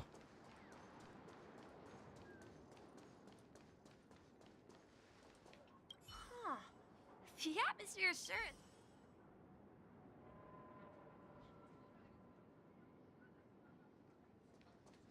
I brought Gallagher here. It's time. I promised to give the siblings some privacy, so let's talk about our business first. What do you say? That sounds sensible enough. Since you went through the trouble of gathering the family head, the crew, and the Stellaron hunters, I'm guessing you have something important to say, Mr. Gallagher? Oh, is it that obvious? The look on your face is practically screaming I'm the one behind all this. You're right, Mr. Yang. It is indeed time to come clean on everything. The siblings already know what they need to, and they've made their choice. But you, Nameless, arrived a bit late. So it's only fair that I answer your questions. Before we begin, let me reintroduce myself. I'm the founder of Dreamflux Reef, the deputy of the Watchmaker, and the one who sent out that invitation. As Gallagher, the history fictionologist, I humbly extend my greetings to you all. History fictionologist? So what, everything you told us was made up? Well, don't worry. Almost everything I shared was true. Well, except for the part about the family accepting me back. I double-checked with Micah, and everything he said about the family, the Watchmaker, and Mikhail is true. Thank you for your understanding. Now let's get down to business. I'm sure you're all wondering why I went through the trouble of setting up this battle for the legacy, inviting different factions and stirring up a ruckus all over Penacony. Well, it all boils down to something very familiar to all of you. The Stellaron. The Stellaron? But how is that possible? Penacony is a free-flowing interstellar hub. There are no signs of contamination whatsoever. You're totally correct. So, care to take a guess at what that means?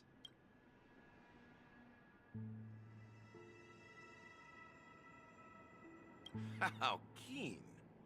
Well, what should I say? I expected nothing less from the person here who is the most familiar with Stellarons. The sweet dream doesn't come out of thin air.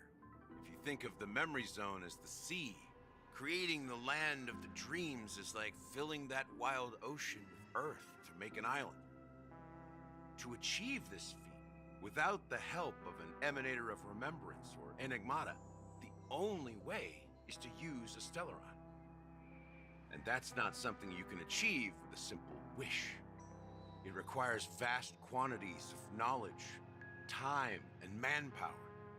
I'm sure you get what I'm hinting at. In Azdana, the planet of festivities itself is a Stellaron disaster.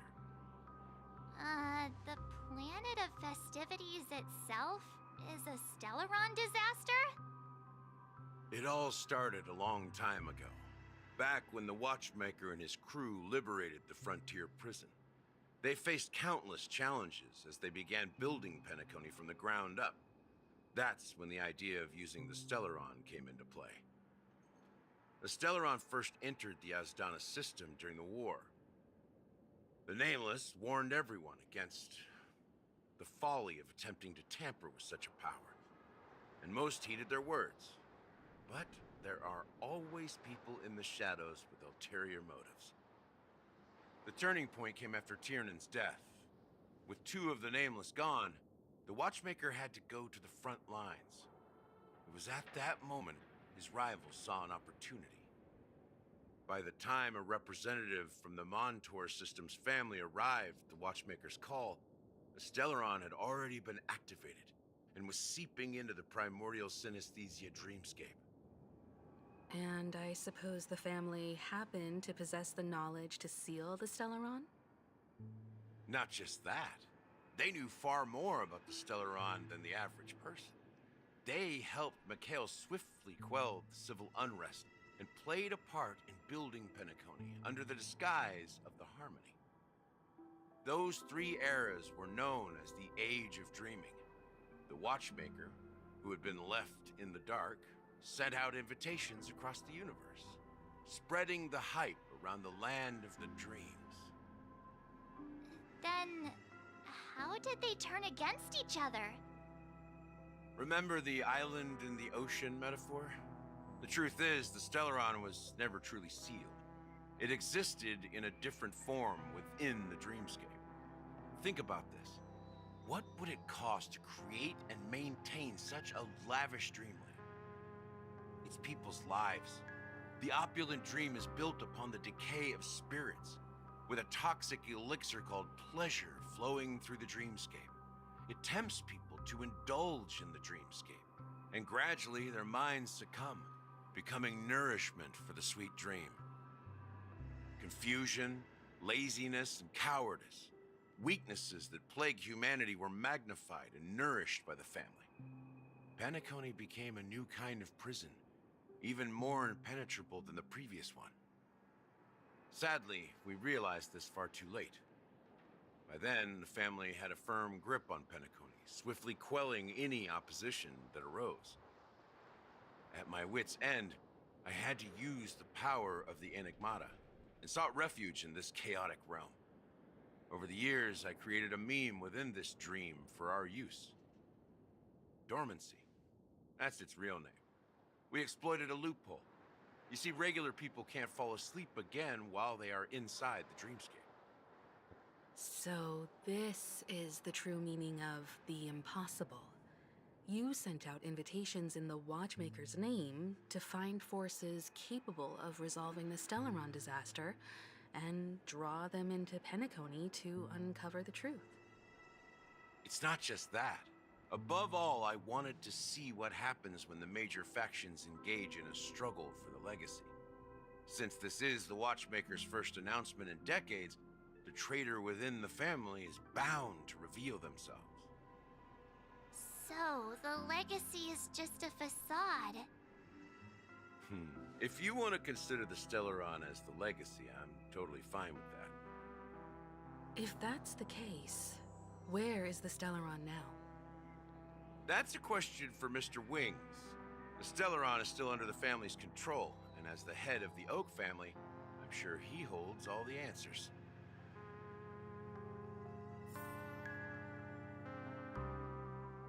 Go ahead. I'm sure Mr. Wing...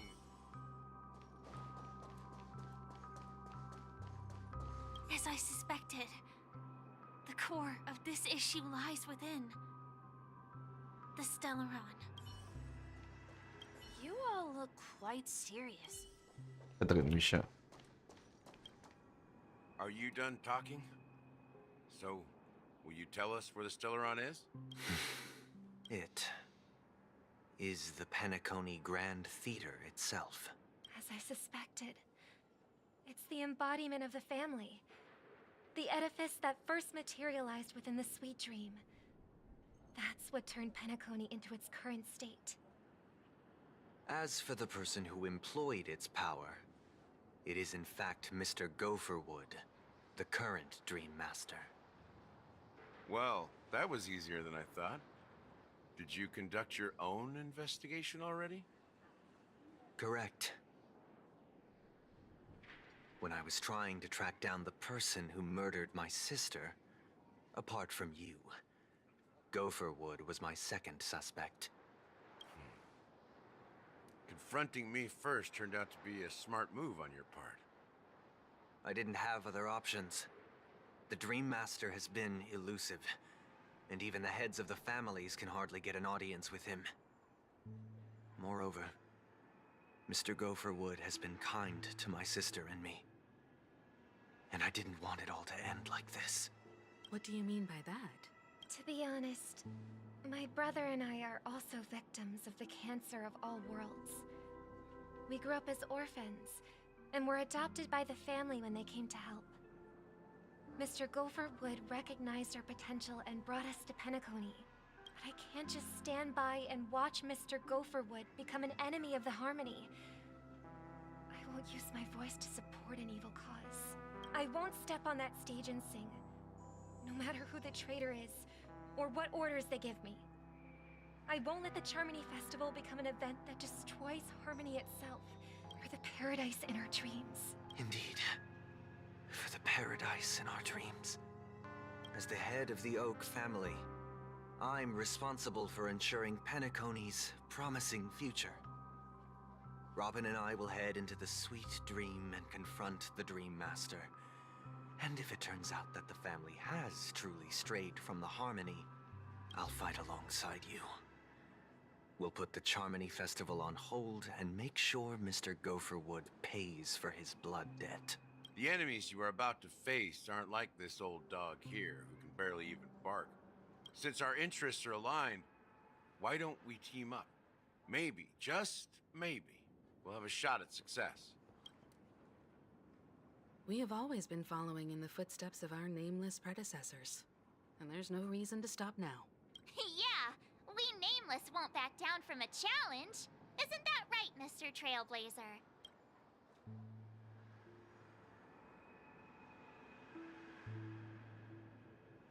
Exactly! It's time for the crew to save the world once more! Rest assured, sitting on the sidelines isn't in our nature. Mr. Sunday, Miss Robin, I'm willing to accompany you on behalf of the Astral Express. Having a third party present should help with negotiations, and could make all the difference if things get ugly. Thank you, Mr. Yang. Thank you all very much. The Charmony Festival is about to start, and time is against us. We must hasten. Everyone, let's gather over here. We still need to make some preparations. I may have been quick to step up to the plate, but confronting the Dream Master could be a very dangerous affair. Huh? Even you're saying that, Mr. Yang? How powerful is that Dream Master? He's the leader of the families of Penacony, and he has the entire power of the Harmony behind him.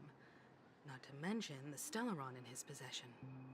We must proceed with great caution. Maybe you can just stay behind this time, Mr. Yang? No, that won't do. Even if we count Robin as an ally, something felt off about Mr. Sunday just now. Although, I can't quite put my finger on it. I have to make sure he won't turn against us when things start to get dicey. You're still carrying the keepsake the IPC envoy gave you, right? May I borrow it for a moment?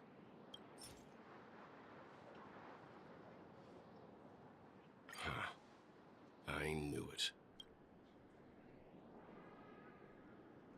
As I suspected, this chip Aventurine gave to you is actually a miniature transmitter. If I'm right, he intends to use it to track your location or contact you when needed. As it so happens, this may actually be of some use in the current situation. Aventurine? Is he still alive? And what does he have to do with our mission to confront the Dream Master? Remember what I said earlier? Working with the IPC is a way to keep the family in check. If negotiations go south and the family show their true colors by going after the Stellaron, I'll use this transmitter to send a message to the IPC. It'll be just the opportunity the IPC ambassador was hoping for. The only question mark in all of this is Aventurine's current status. But the IPC is always listening, especially senior strategic investment department heads like him. Getting the message across shouldn't be a problem. Good luck to you, Welt. Well, you take care too. If anything goes wrong, don't worry about me. Just make sure to seal the Stellaron. Spoken like a true hero. Even if the Dream Master is innocent, the family's corruption runs deep. I won't make the same mistake Mikhail did. Let's wish him the best of luck. Don't you have something else to tell us, Gallagher? Why would you say so? Before we departed, the conductor asked us to inquire about the three Nameless in Penacony. We've already collected intel about Rosalina and Tiernan, so the only one left is Legwork, if I'm not mistaken. We've already met him somewhere, haven't we? It's not enough to say meet, but the answer is pretty obvious. After all, I've hinted at it in quite an evident way. I've been watching over you ever since I received the reply from the Astral Express. And I've seen the great effort you all put into linking different realms together across the cosmos. And now, after getting this far all in one piece, you have truly proven yourselves. Miss Himiko, were you the one who repaired the Express and got it sailing through the cosmos again? Yes. And you two, young Nameless, you have very interesting life stories and extraordinary skills.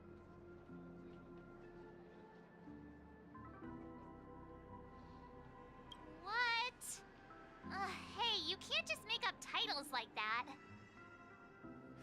You're full of energy. Please send my regards to the conductor, Pom Pom. Please let them know that their friend had fond memories from his time aboard the Express, which he reminisced on every time he had a good drink. As for the last Nameless, he embarked, disembarked, and embarked again, traveling in a great circle, ending up back where he started. On his deathbed, he told me to find the Astral Express and deliver an invitation to the future Nameless. He left behind a special gift, a true legacy. Something that belongs only to the successors of the Trailblaze. Come with me. Now is the time to reveal it.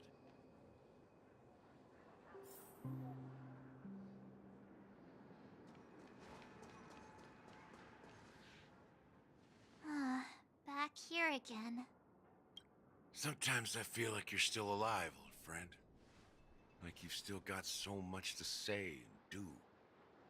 I've kept my promise, brought the future Trailblazers you've waited so long for. I don't know why you were so obsessed with that train, but I remember your last words. Don't let us down, old man.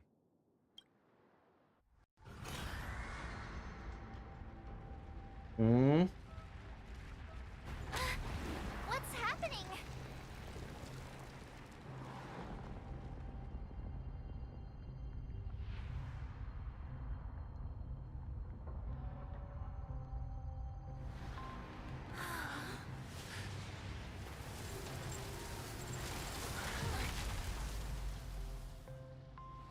Okay.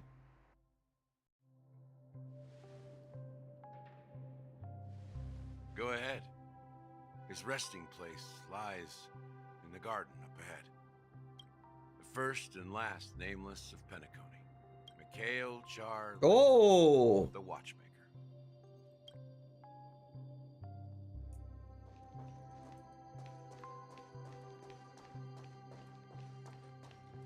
Oh, okay.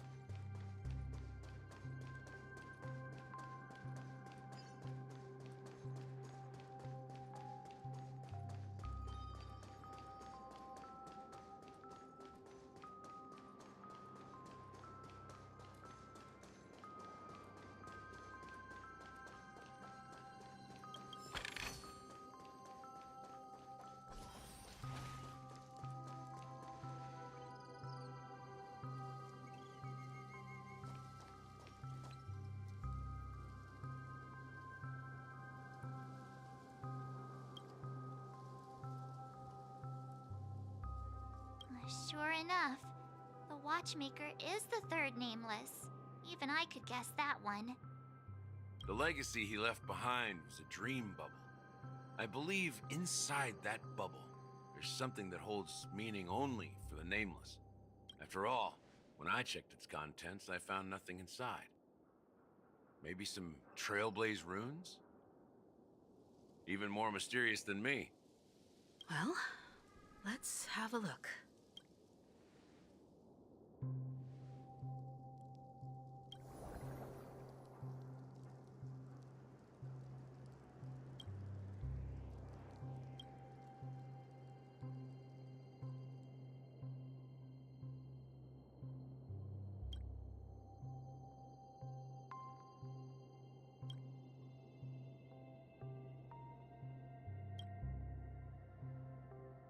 Wait, what's going on? Seriously? There's nothing inside this dream bubble? How could a dream bubble be empty? Just as I suspected. That old man always had this strange belief in the Nameless and the Trailblaze. And I never understood where he got that confidence from. Especially since he never managed to get in touch with the Express while he was alive. I could never figure out what was going on in that old man's head. This empty dream bubble is so typical of him. He was always full of weird fantasies and incomprehensible romanticism. That mischievous old man. Well, I didn't expect him to leave anything concrete behind anyway. Don't think that's the case, Gallagher. I'm sure Mikhail has left us the most precious thing of all. Don't start getting all philosophical on me, all right? Just as Mikhail believes in the nameless of the future, we unconditionally believe in the nameless of the past. How could they leave with regrets for the future when they were ready to dedicate their lives to the land they loved? There must be something contained in this dream bubble. It's just we haven't figured it out yet. You also have faith in the Watchmaker, don't you, Gallagher? Well, I'm a follower of the Enigmata. My philosophy forbids me to have faith in anything.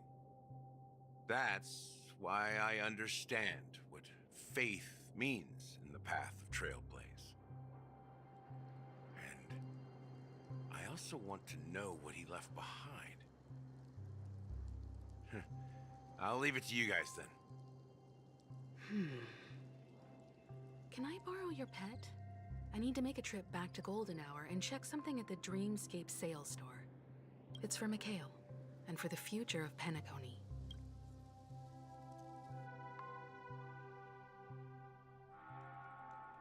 Welcome to the Reverie Hotel.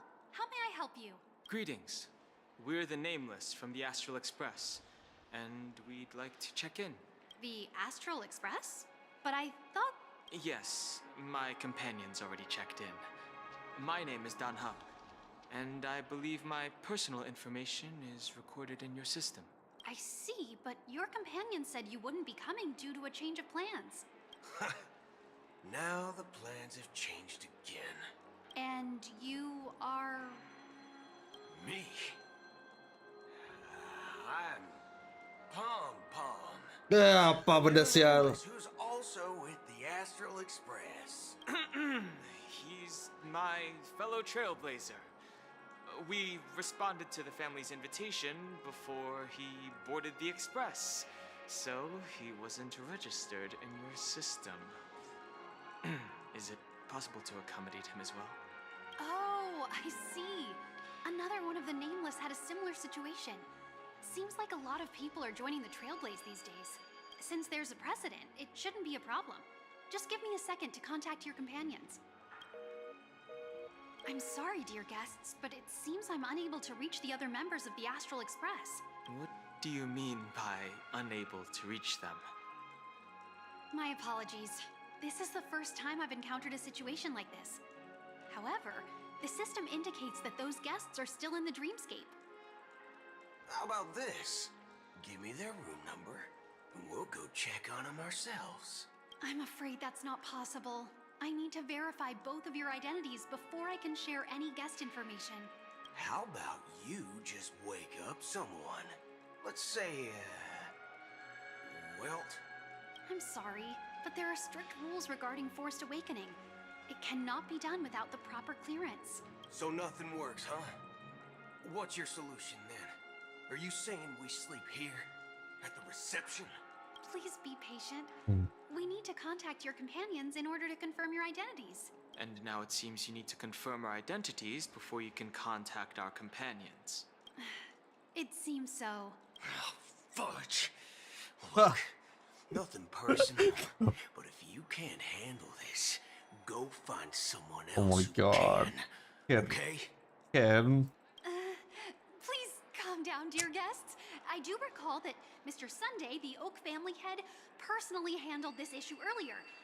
Oh, please wait a moment while I contact him. I don't think she's trying to give us a hard time. She really just doesn't know what to do. I have a bad feeling about this. You tried to contact them on the express earlier, but they didn't respond. Something doesn't seem right. I need to leave for a moment. You can stay here with the receptionist. Sure thing.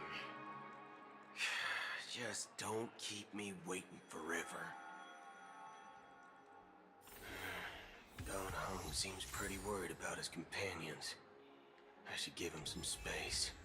Stressing out about it won't help anything.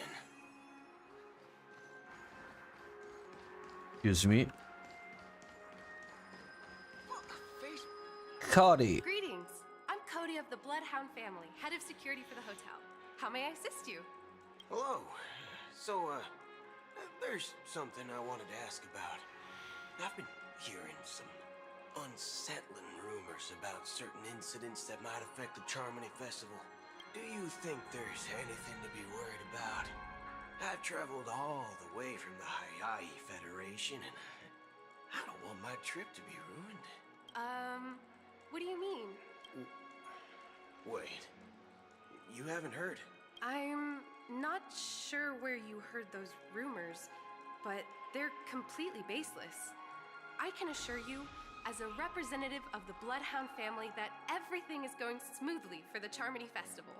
At present, all of the families are focused on making sure the festival starts on time. Even the Dream Master himself has arrived. So don't worry, your trip won't be in vain. That's a relief to hear.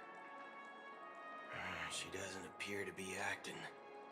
So, it seems that even the hotel staff are out of the loop.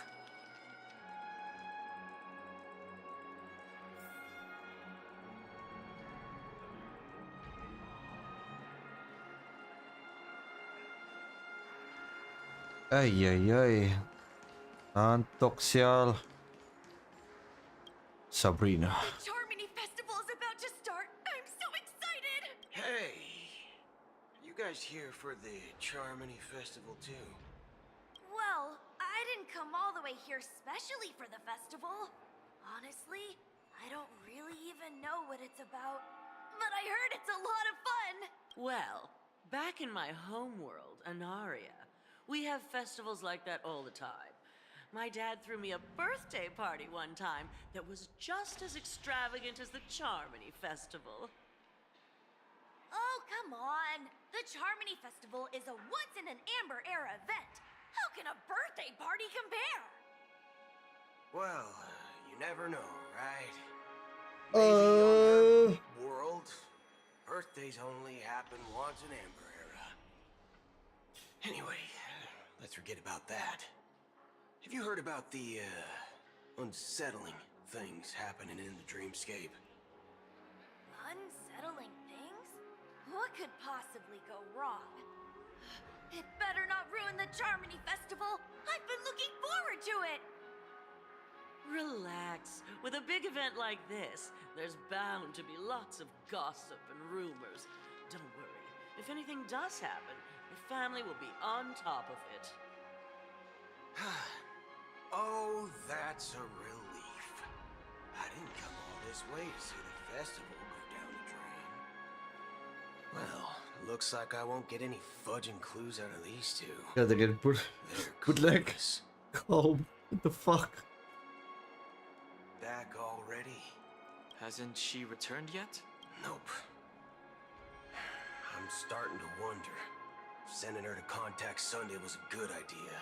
Neither the staff nor the guests seem to know anything about what's happening in the dreamscape, and wherever we go, all we see is people enjoying themselves. Definitely not a good sign. I agree. Another unusual thing is that the Oak family is supposed to be in charge of organizing the council and managing everything inside and outside the dreamscape. However, I walked around the hotel but didn't meet a single member of the Oak family on such an important day. Well, I'll be forked. If I remember correctly, the head of the Oak family is that Sunday guy, right? We shouldn't linger here too long. Let's go back to the Express for now. Not so fast. Have you ever robbed the IPC, bro? If you run away now, everyone will be chasing after you.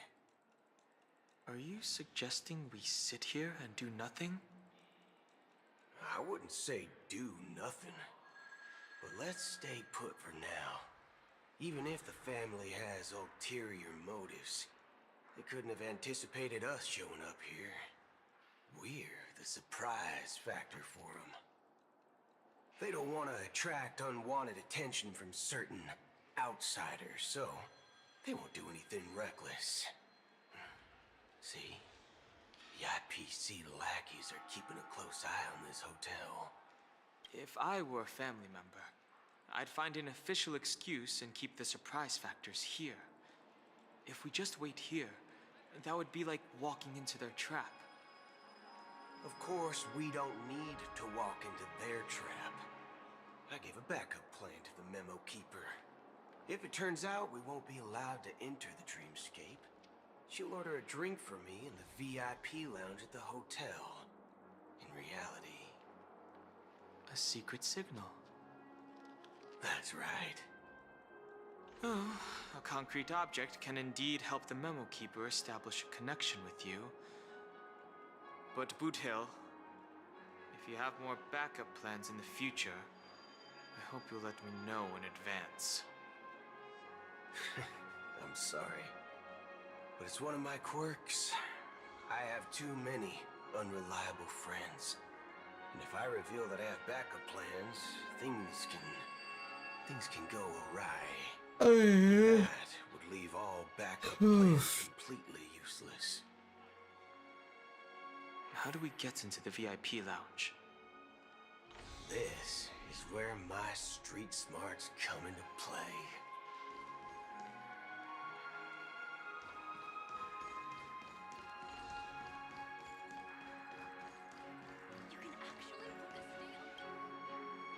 You're the lobby manager, right?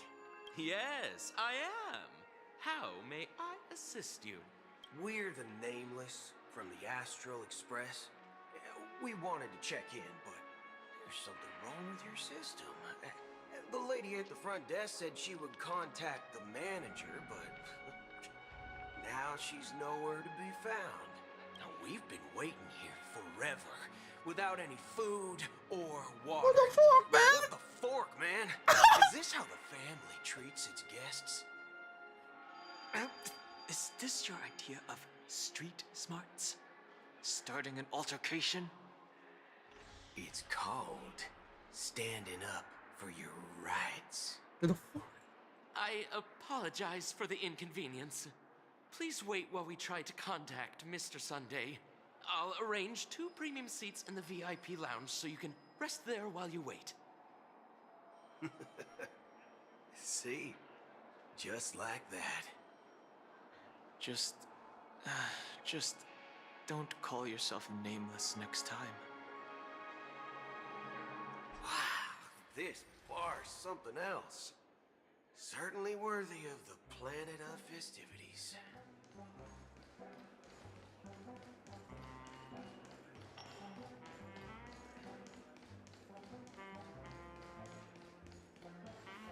One peach soul glad, shaken, not stirred. Good evening, gentlemen.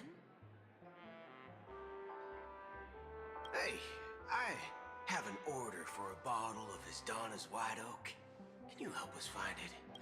Asdana's White Oak. I think there might be a misunderstanding. We don't serve that here. Oh, no way. Are you sure you're not mistaken? If someone had reserved such a beverage, I would definitely remember it. It sells for hundreds of thousands of credits per bottle, after all. I couldn't afford to cover for such an item if it were broken or lost. That's strange. Well, could it be that the memo keeper couldn't afford it? What should we do now? Oh, no need to rush. Let's grab some drinks first.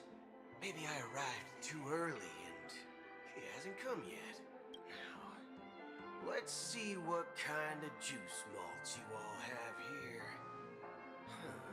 Well, give me a glass of Hinnom Valley, 40 years. I'll have it neat. No ice. Wow, that's the most expensive one on the list. You have a taste for the finer things. It's on the house. Anyway. What can I get for you? Anything you recommend is fine. Then I would recommend today's special, Glass Village. It's classic Soul Glad mixed with Laboon juice. It's refreshing and suits your cool demeanor. Just 1 minute.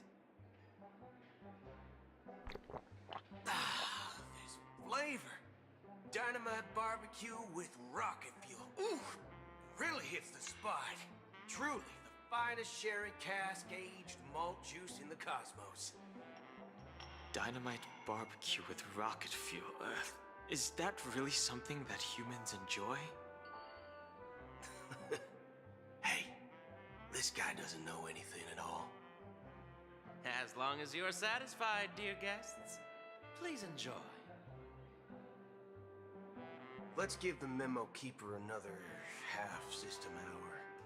If she doesn't show up, we'll need to come up with a new plan. In the meantime, let's take stock of the situation. What do you think? The situation is unclear. Something must have happened on the planet of festivities, but the public is unaware of it. Someone in a position of power within the family must be covering it up. It's unusual for the followers of the Harmony to invite other factions, let alone the IPC and the Masked Fools. If what you said about the Emanator of the Nihility is true, the situation in Penacony is a little complicated, to say the least. Actually, there's something else I'm concerned about. Regarding Acheron. As you know, the faction that follows the path of the hunt are some of the most dangerous folks in the cosmos to mess with. I mean, who in the right mind would impersonate the Xianzhou Alliance or the Galaxy Rangers? It's like asking for a death wish. Isn't there a saying among the Xianzhou people that the Rainbow Sect lets their Lux arrow do all the beating? Talking. Do all the talking. Well, you know what I mean. Even though the Galaxy Rangers have been out of sight for years, we've been keeping an eye on this region. Even the dumbest criminals know better than to mess with the Annihilation Gang, much less the Rangers. But that Acheron lady, she doesn't seem like a lunatic at all. On the contrary, she's highly logical and organized. She knows exactly when to hold back and when to strike without mercy. And you believe that someone like her would have an ulterior motive for impersonating a Galaxy Ranger? I'm not entirely sure, but I do have my suspicions. Maybe she knows a Galaxy Ranger, or perhaps she's trying to lure us out for some reason, which I can't figure out. Anyway, what worries me more are the anomalies within the family. They've summoned followers from various paths for the festival. No matter how generous such a gesture is, this move seems highly unusual. Unless the invitations weren't sent by them. If that's the case, it's even more intriguing that the family insists on organizing the Charmony Festival, despite the chaos. Maybe it's Shipei the Harmony pulling the strings. You find it beyond human understanding because it wasn't arranged by humans at all. People do stupid things out of irrational impulses. They abandon their principles when self-interest is involved. They believe in things they know they shouldn't, and fudge, they even break their own rules. Cakep Don't. They stick to their determined path and never turn back, even if they reach a dead end. You think Shipei's will is behind all this? It may not necessarily be Shipei. There's definitely some higher entity involved. I know it may sound pessimistic, but if human free will were reliable, why would we even need Galaxy Rangers? It's much simpler when you boil it down to the eons and paths. Like how Lon always follows the path of the hunt, or how the Express stays true to the Trailblaze despite Akavilli's disappearance. But in my opinion, Akavilli's fall holds significance for the Nameless. Oh, so you're saying the Nameless now have to take responsibility for their own choices because their absolutely right leader is gone? Exactly.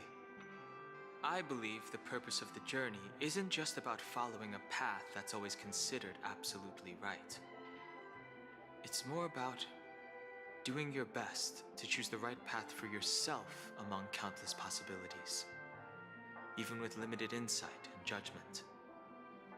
I don't know what you've been through, but I agree that people must take responsibility for their choices, because no one else can do it for them. That's why the Galaxy Rangers need to uncover the imposter and figure out her true intentions. Just in case. I have a backup plan if the Memo Keeper doesn't show up. This is my final backup plan. I promise. You sure have a lot of cards up your sleeve. Well, going back to my old career would make things a lot easier. By the way, when you were walking around the hotel, did you happen to see any important-looking guests? What's your plan? It's simple. We just grab some hostages and use them as bargaining chips with the family. Or maybe we can even take their identities. No need for that. We'll return to the Express now. Wait.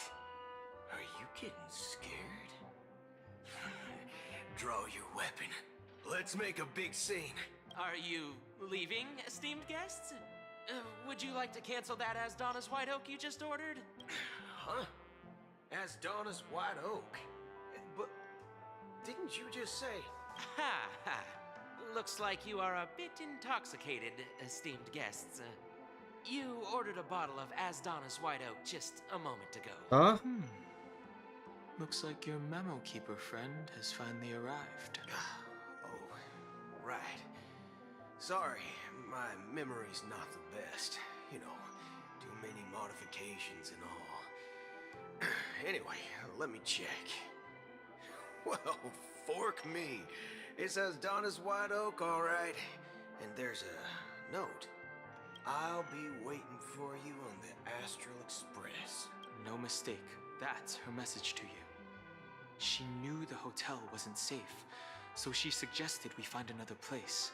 Well, looks like we took a detour, but now it's back to the Astral Express.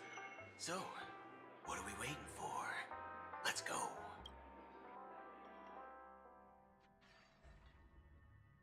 You're back? Two guests just boarded saying they were looking for Boot Hill, so I told them to wait in the parlor car. Oh, just in time. 2 guests? Yeah, or 2. Look, we welcome all passengers on the Astral Express, but sneaking in like that, you have no regard for etiquette. My apologies, conductor. It was an oversight on my part. I assumed you were already acquainted with the garden. Given the chaotic situation in Penacony, the Nameless are the only ones we can truly trust right now. You are the Memo Keeper. Pleased to meet you, Dan Hung. I've seen you in others' memories. And as for Boot Hill, this is our first face-to-face meeting. I hope you enjoyed that bottle of Astana's White Oak. You sure have a refined taste. Finally, Memo Keeper. Well, let's cut to the chase. Spill everything you know. That's precisely what I intend to do. But before that, please allow me to introduce myself. My name is and I serve the Garden of Recollection as a Memo Keeper. As for Acheron's story, I'm sure she knows it better than I do. Greetings. I'm Acheron. What? You Garden of Recollection shirtbag! You betrayed me. Shared by. I apologize, but she did that at my request. Due to certain reasons, I have been exiled by the family. Thankfully, this memo keeper came to my aid and helped me escape their surveillance unnoticed. To be honest, it was more like stalking than helping. And the process was far from unnoticed. But we did escape. I asked her to guide me to a place beyond the family's reach and to contact a few trustworthy individuals, namely all of you. Trustworthy? Son of a nice lady. You think I'm dumb or something? How about this? I'll put a few bullet holes in your head and see what secrets spill out. Then, we can talk about trust. It doesn't have to be like that. I'm willing to answer all your questions, but not right now. If my cover hadn't been blown, we might have had more time, but at the moment, we don't have any other options. No other options? What do you mean? This is the only way I can ensure everyone's safety. I kindly request an immediate warp jump out of the Astana star system. This passenger is requesting... As far as I can tell, she's not a threat and seems to be telling the truth. I've briefly traveled with your companions and know their whereabouts, Dan Heng. Please rest assured, your nameless companions are safe, but they need our help. As for Boot Hill, you may have guessed, I've been waiting for you. Galaxy Rangers are known for their elusive nature and limited contact with each other, so this was the only way I could reach out to you. Only by doing this can I find a true Galaxy Ranger and fulfill a long-standing promise. To return his relics to their rightful owner. Someone once told me that every rainfall is like a gift from the heavens, a sign of their mercy upon the world. Raindrops are said to be the tears of the gods, shed in response to the sorrows of the world. Their constant pouring is a reminder that the gods haven't abandoned us yet. So, how long has this rain been going on for? I used to believe, just like you, that it would eventually stop. Years and decades passed. And in the end, such hope faded away before the rain did. Looks like the god you mentioned doesn't exist after all.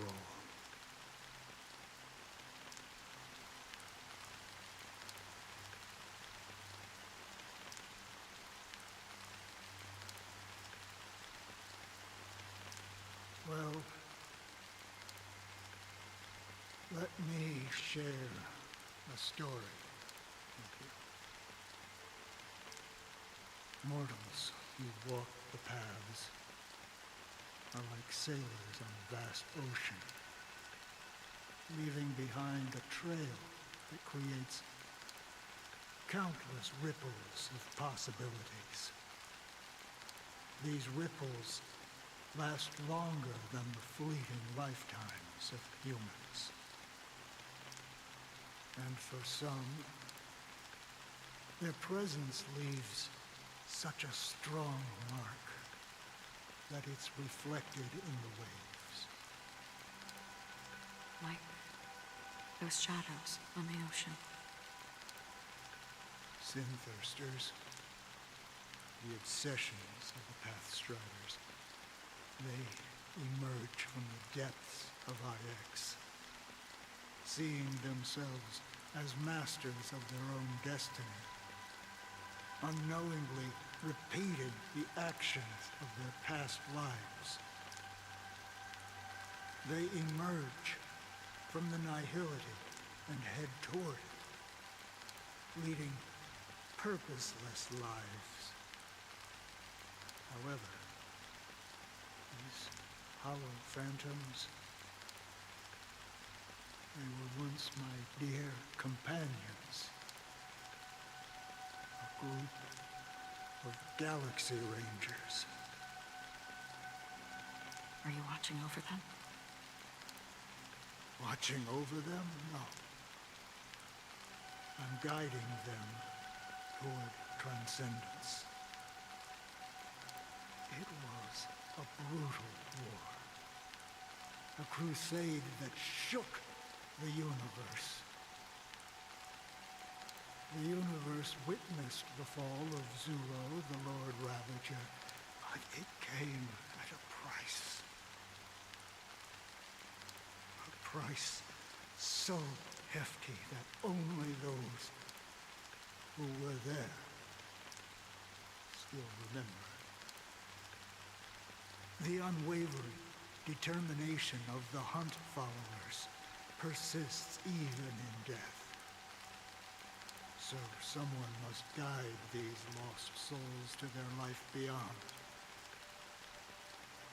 They were heroes in their time, and they shouldn't be reduced to mere puppets of the nihility. As for me, I've suffered too many losses on that battlefield to advance any further. And that makes me the most fitting person to carry out this task. But you know, these sin thirsters, they're not who they used to be. Does this seem pointless to you? Well, some tasks have to be done, even if they are pointless.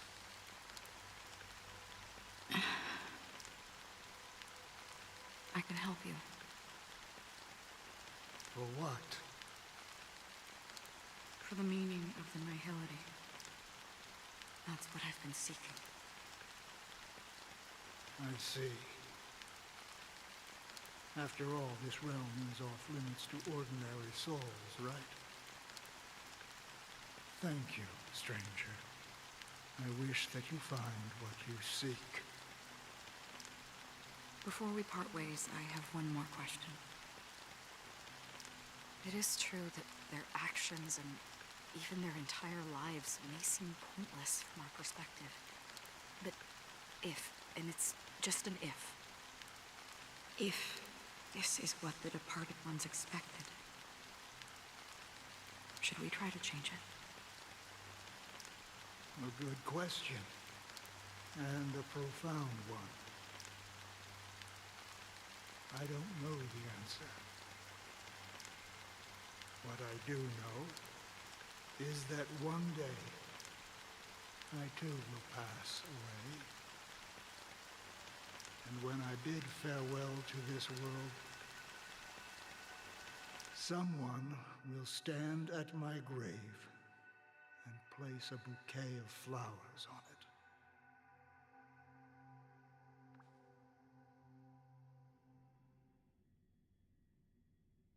Oh.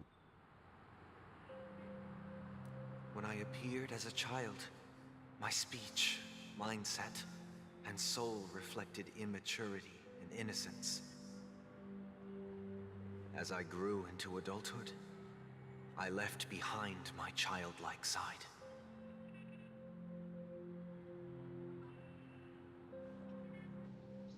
I humbly request your blessings, esteemed advocate of Shipe. Come to me, my kinship. I have sought their presence with us. As you wish. I have faithfully served the Alfalfa family for nearly a decade, promoting the path of the harmony to the best of my ability. However, I made a mistake yesterday. While I was preparing dinner for the family head, I accidentally dropped a prepared dish on the floor. Out of laziness, I lied and claimed that everything was ready. Although the head has dismissed me as punishment. It has been tough to sleep with the guilt still gnawing at me, as I worried that the seeds of evilness may have taken root in my soul. So, I confess to you now to seek atonement for my sins. Do you sincerely repent and vow to change your ways? Yes. Have you examined your soul and confessed all your sins? Yes. Are you willing to accept the process of atonement? Yes. Very well. Show your dedication and goodwill to the family, and you shall be reinstated among them. Now, please, leave in peace. Oh, praise Sheepy. And thank you, esteemed advocate. Next, please step forward. I wholeheartedly confess to you. Please, pardon my sins. Rest assured, I have implored their presence to be with us. As long as you are sincere, absolution will be granted. Oh, great. You know, I arrived in Penacony as a stowaway. I sold everything to get a ticket. My house, my land, and my 2 children. Yo, what the I see. Please, go on. My children were starving, and I hoped they'd have a chance at survival if they became slaves here. If I can strike it rich here, I'll lift them out of that situation and give them the life they deserve. But the Bloodhound family got wind of it. They're on my tail, hunting me down. I thought I could bring my kids here. It was all my fault. All my fault. The family is ready to forgive all sinners. I'll ask the Bloodhound family to cease their pursuit. You don't need to live in fear anymore. Oh, thank you. Thank you. I'll work my hardest to redeem my children and make them part of the family. Praise the harmony! Next, please step forward. Hey! Long time no see, Mr. Sunday. The most esteemed individual in Penacony, and the next leader of the Oak family, right? I have sought their presence with us. Let us proceed. Sure. Let's just get this over with. I have sinned. Please forgive me. I wasted half a pizza at breakfast, and a bottle of Soul Glad. That's it. Nothing more. Can we wrap this up? I've got a robo-ball game to catch, you know? Do you seek to atone for your sins through good deeds? My sins? Starting to sound like a saint, huh? Well, let me tell you something. Neither the family nor you have the right to judge me. You think nobody knows what your precious family has done? About the watchmaker? Huh? Don't kid yourself, Featherbrain. Those dream chasers might be fooled by your act, but don't fool yourself. Before you start spouting off your holy verses, answer me this. Where does the power of the Oak Oh my god, dantok ya, Pi. your power? What makes you think you can sit there all high and mighty, looking down on everyone else? Well, I've spent enough time in confession today to enter the Harmony's paradise, right? Then I'll take my leave. Good luck with your election, and, don't make me regret my investments in you. What the hell is this guy?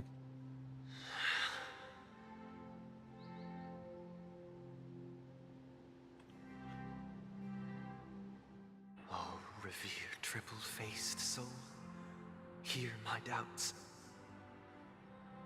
Who can judge the strong when their power hides their crimes? Who can vouch for the weak when they will pay any price to survive? Who can comfort the purest souls when even they get led astray? If the strong defending the weak is truly the foundation of paradise, then who is responsible for the suffering and anguish in this wretched world?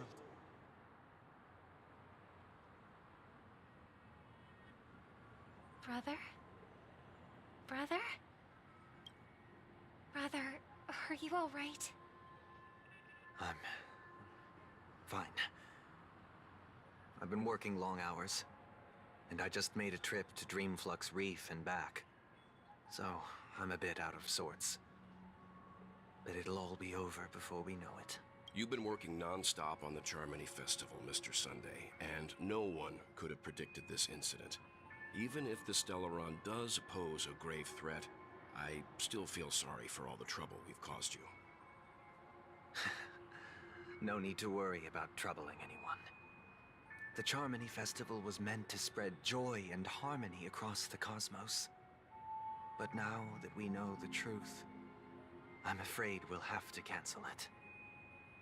It has always been our wish to make everyone happy, so... we'll do our best to explain everything to the Dream Master. I'm sure he'll understand. Even if the negotiation does not go smoothly. I'll refuse to go on stage. Without the Chord Master, the Harmonious Choir would not arrive, and the Charmony Festival would be just a grand performance, and nothing more. I'm relieved to see your determination. You know, since arriving in Penacony, we haven't had any contact with this Dream Master himself. I'd heard of the heads of the 5 major lineages, but the Dream Master is a mystery to me. The Dream Master rarely grants an audience, even for us. But, given the urgency of the situation, he's agreed to meet us in person. Perhaps you'll be the first guest to meet the Dream Master in years, Mr. Yang. Let's hope we can reach a consensus that satisfies everyone. Indeed. Let us hope so. It's about time. We'll have to get ready for the meeting. I apologize for any inconvenience caused by the urgency. Don't worry. I'll be waiting here. It's Mr. Sunday! Hey, come over here! Oh. Mr. Sunday. Hey there! Okay, see the moon in the sky? It's about the size of the cap on my Soul Glad bottle. If I just reached out my hand, I could grab the moon, couldn't I? The moon? You mean the Grand Theater? Yeah. Look at me. I've been away from home for too long. I must be missing that moon. But it's no big deal. The Grand Theater here looks much better than the moon back home. It's just magnificent.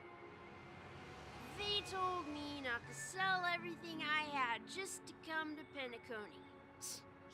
How short-sighted. Selling everything you had? Why would you go to such lengths? Why? Can't you see? Life back home is miserable. It's not really living at all. It's better to be here at Penacony. No pain, no worries about tomorrow, just sweet dreams. You can do whatever you want. That's what I call living. Yeah, now this is the life. Is this truly living? Huh? What did you say, young lady? I didn't quite catch that. Oh, it's nothing, sir. You see, the traffic on Glock's Avenue can be dangerous. How about I ask a Bloodhound family member to escort you to Ideen Park over there, so you can continue enjoying your sweet dream? Oh, yeah, that's a great idea. Wow, no wonder you were the leader of this sweet dream. You're totally a lifesaver. See you around, Mr. Sunday, and it was nice chatting with you.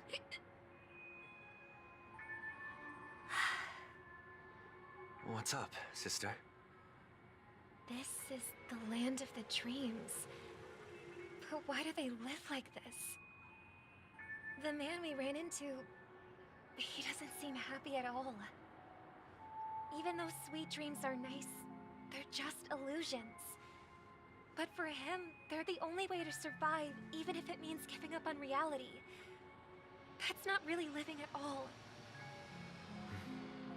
I suppose you have a point. But, in my opinion, that's how most people live their lives. Why do you say that?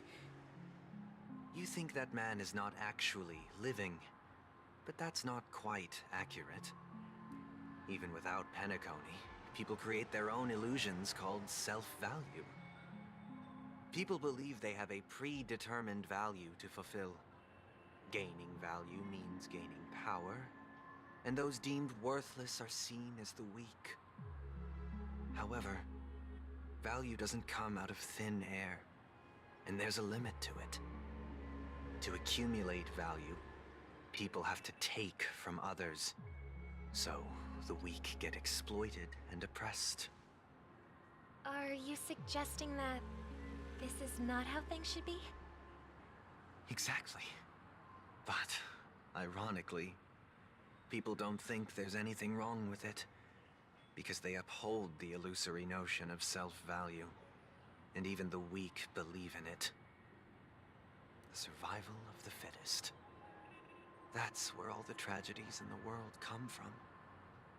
People come to the sweet dream in Penacony to escape from that reality and find solace.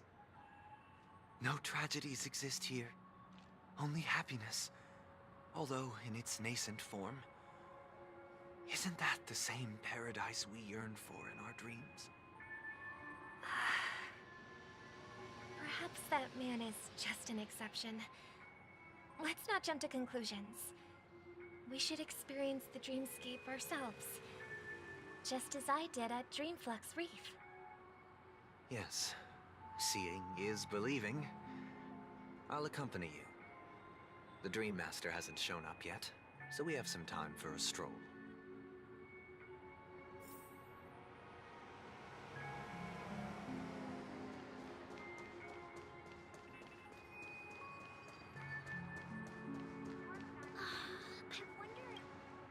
Glad to meet you again, Robin.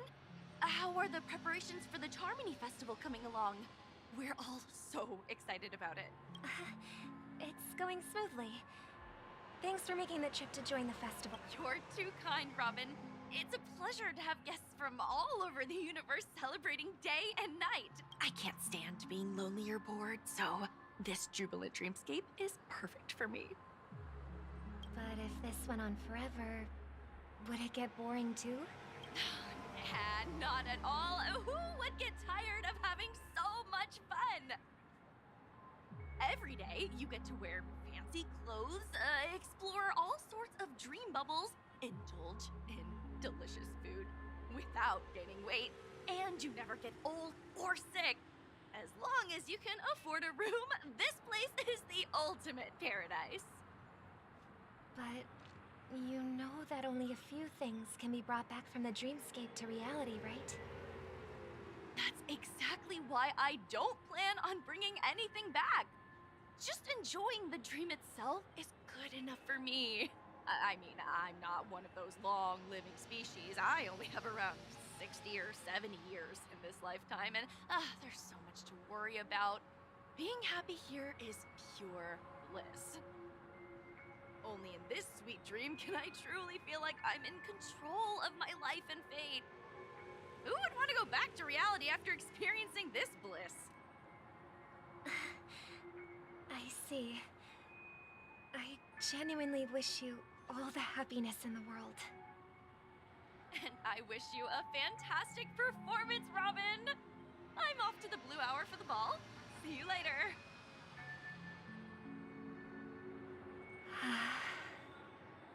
Seems like that guest's perspective didn't resonate with you either. She had a valid point, and I could sense her genuine happiness. It's just that... What you're trying to say is, she thinks she's in control of her life. But in reality, she's just escaping from reality and seeking solace in this sweet dream. Once she steps out of this sanctuary, everything will be lost. Well, she did make mention of being able to afford a room. Didn't she? However, the paradise in our dreams, it doesn't have to end. No. Yeah. And the paradise we yearn After for this, shouldn't be just a fleeting dream either. after this sabong eh, gile. You know what? One more. Kan sabong ko, pe. Gile. Just a minute. Yes.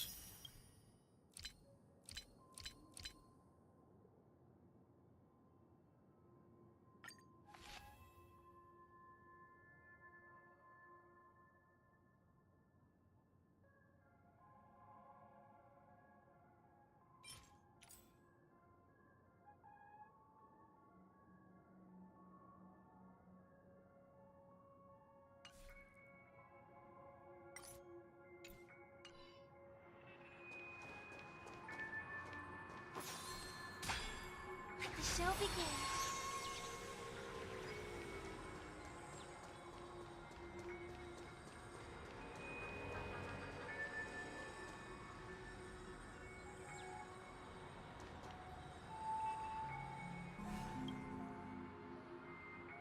The scenery in this dreamscape is truly breathtaking, isn't it? Oh, Robin. Can't believe I'm meeting you in person here. What an honor. You're right. Even though time stands still in this dreamscape, it always feels fresh. I find something new every time. A philosophical mind. I hope I'm not intruding. Oh, not at all. Now, with little time left, I yearn for meaningful conversations, especially with someone as esteemed as you. Yeah. Do you mind if we chat?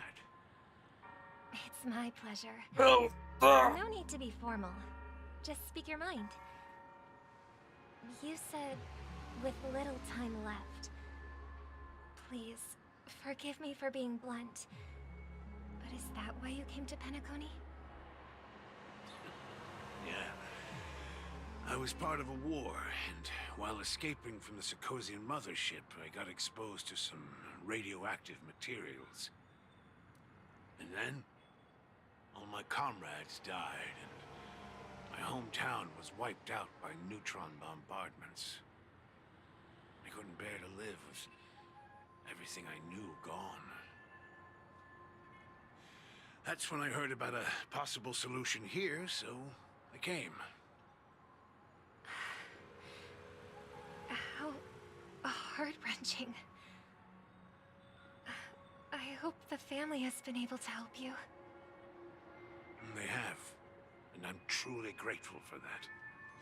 They provided me with a comfortable room, the most advanced life support devices in the cosmos, and a stellar team of caregivers.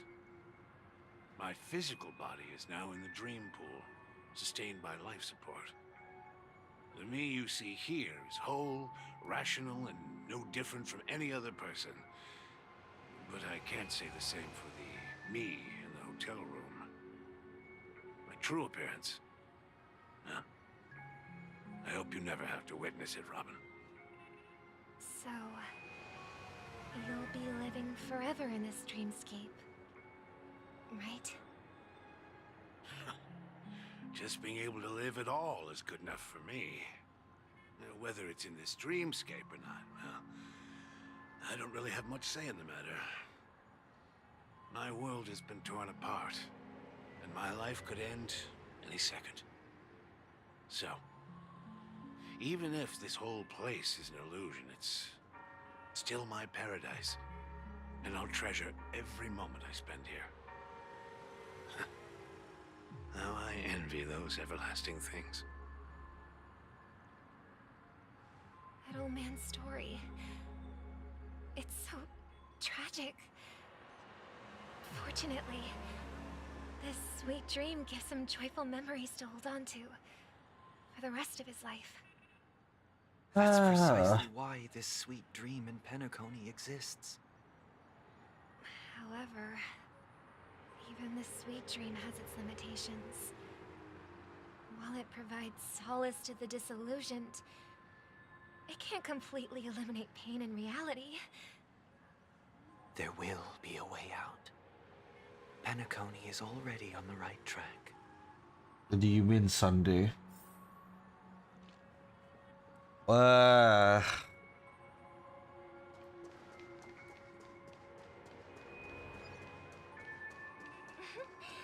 what we have here.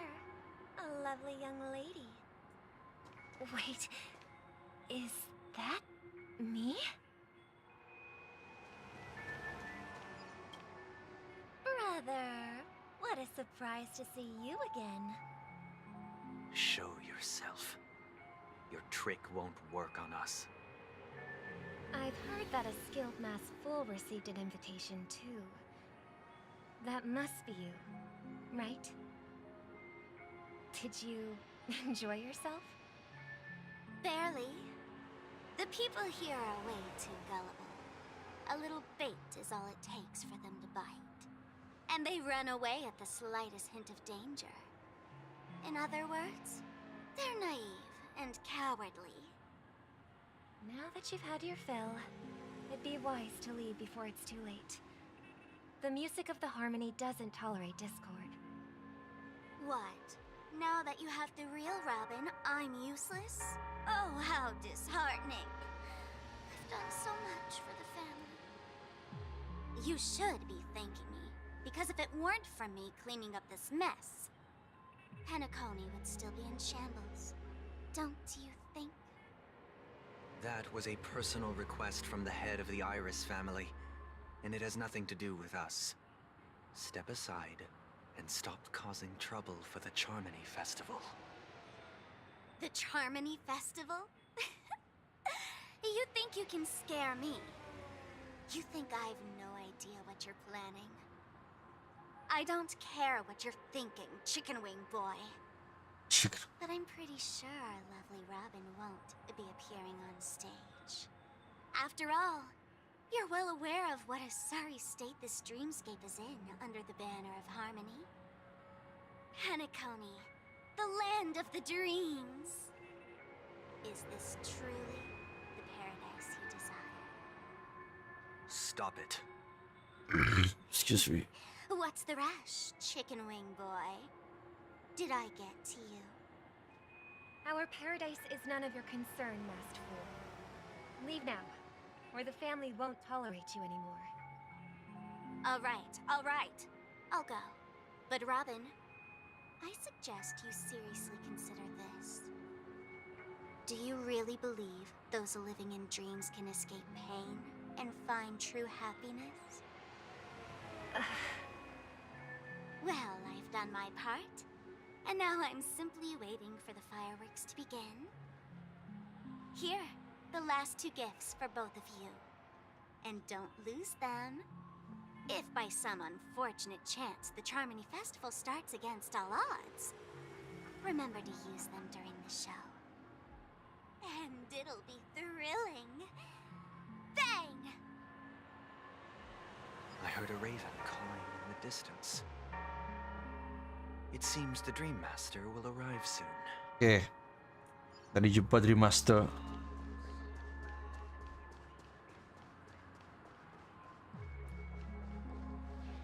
Let's wait here for the Dream Master to arrive. Okay. By the way, brother, I heard you no longer have a sweet tooth. Back when we were kids, you used to steal my desserts. Seems like a lot has changed during my absence. What exactly happened? Well, someone has to stay awake even in this sweet dream. But that someone doesn't have to be you, or anyone in particular. You're carrying too much on your shoulders, brother. The paradise in our dreams. It shouldn't be like this. Penacony is nothing more than a dream. It can't erase the worries and pain of reality, or bring true happiness. It only offers an escape from reality. Nothing more. Remember the old man we met earlier? Without this dream, he might have completely lost himself. That might be true, but even without Penacony, he could have chosen another path. As far as I know, the Intelligentsia Guild has been promoting their rehabilitation techniques for a long time now. That path may have been more ordinary and challenging, but now he is receiving hospice care in a comatose state, and his fate is sealed. Is Penacony granting these people a future? Or is it taking it away from them? Well, don't forget this. Not everyone really has a future. The future for humanity is like the sky for birds. People mistakenly believe that flight is inherent to birds because they've never witnessed those birds crashing to their death. Do you remember how we took in that little Charmony dove when we were young? Yeah, we took care of it. Provided food and water, groomed its feathers. And later, when I decided to leave Penacony, I opened the cage and set it free. Well, I didn't mention what happened to it in my letters because I didn't want to upset you. Shortly after you left, it crashed to its death right in front of your window. I had surmised as much. I knew you wouldn't have avoided mentioning the bird for no reason. Despite that unfortunate outcome, I still believe it was the right decision. Birds aren't meant to spend their lives in cages. They belong in the sky, even if they can't fly. But here's the thing. If there are birds in this world that can never fly, can we really assert that they belong in the sky? This poetry, man. Are you implying that the same goes for humans too? Let's take the Astral Express as an example. The Nameless made tremendous efforts to bridge worlds, gaining fame across the universe. However, only a few extraordinary individuals can endure such a perilous journey. That's because the pursuit of the Trailblaze exceeds the capabilities of ordinary humans. Otherwise, why would this path be filled with broken rails, an abandoned express, and even a fallen eon? That's just sophistry. If that were true, then only the powerful would have the right to determine the future. Unfortunately, that's exactly what happens. Another name for the future is self-value. While this world has its fair share of heroes who inspire people and garner admiration for their heroic deeds, the majority of ordinary people will never become heroes in their lifetime. Some are born weak and vulnerable. Some find themselves trapped in unfortunate circumstances. Some fall victim to malice and cowardice. When it comes to survival, everyone is equal. And the weak can only watch as their value gets constantly diminished by external forces. That's why we should care for the weak and support them as if their suffering were our own. That's what the Odes of Harmony have always taught us. While the Harmony holds noble aspirations, the strong will always be strong, and the weak will always be weak. Even in this carefree dream. Human nature contains greatness, but it also harbors inherent weaknesses that can't be eradicated. In the end, if people can't even secure their own survival, they won't care about the illusory future of equality. As long as the law of survival of the fittest prevails, there will always be fledglings crashing to their death. But if people don't live for the future, do they merely exist for survival? If even you, my brother, don't believe that the Harmony will save the weak, then which eon can make our dreams come true?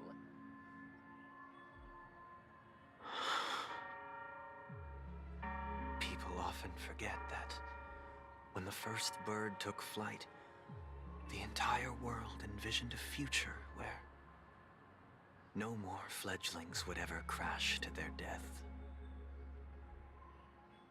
Are you reading, sister? What are you reading? Mr. Gopherwood gave me a picture book. It's about the story of the harmonic strings. If I could become a chord master, I'd like to summon Dominicus, the harmonious choir. I want to sing with everyone and spread our wishes so that all can feel happiness and joy. I see. Then, I would summon the harmonious choir too. Don't you have a wish of your own, brother? Of course I do. It's just that it includes your wish and everyone else's. I long for a true paradise where everyone can find peace.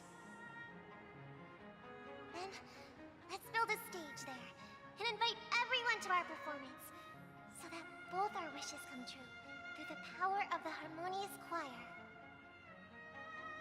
It's a deal then. Yeah, it's a deal. But how can I become a chord master? Maybe you will have to become a star first. Oh boy. It's just somehow You're worse. back sooner than I thought. Any results? Yes. And now, it's up to us to forge ahead. Since he's already carried out his last wish, my final mission is complete. But pardon me if I sound curt. It's good to have determination. The path Mikhail left for you is not an easy one to tread. Why else would he have chosen to sleep in solitude, staking everything on some nameless in the future? But you have the numbers. And in numbers comes strength. So that might just delay your inevitable a little more. Got any more encouraging words? As I see it, relying on Welt's negotiations alone is far from enough. Regardless of whether the other party will be compliant, negotiating simply allows us to meet them as equals and won't grant us an upper hand. Penacony is our rival's home turf, and we already have very few chips left to play with. Rather than idly sit around while the family's got us blocked off, an offensive approach might be a wiser course of action. We're more familiar with the Stellaron's properties than most, and since it's the key to stabilizing the sweet dream, it's vital to the family's interests. By attacking their core interests, they're bound to retaliate hastily. And as the saying goes, haste makes waste. That's right. As long as we pose a threat to the Stellaron, either with words or otherwise, we have a chance at gaining the upper hand. But the problem is, on the eve of the Charmony Festival opening, how exactly are we going to get close to the theater? Family security will be airtight, and if we brute force it, even if we succeed, it's too risky. So, no one's gonna say anything? Then I'll raise my hand. I know the answer to this question.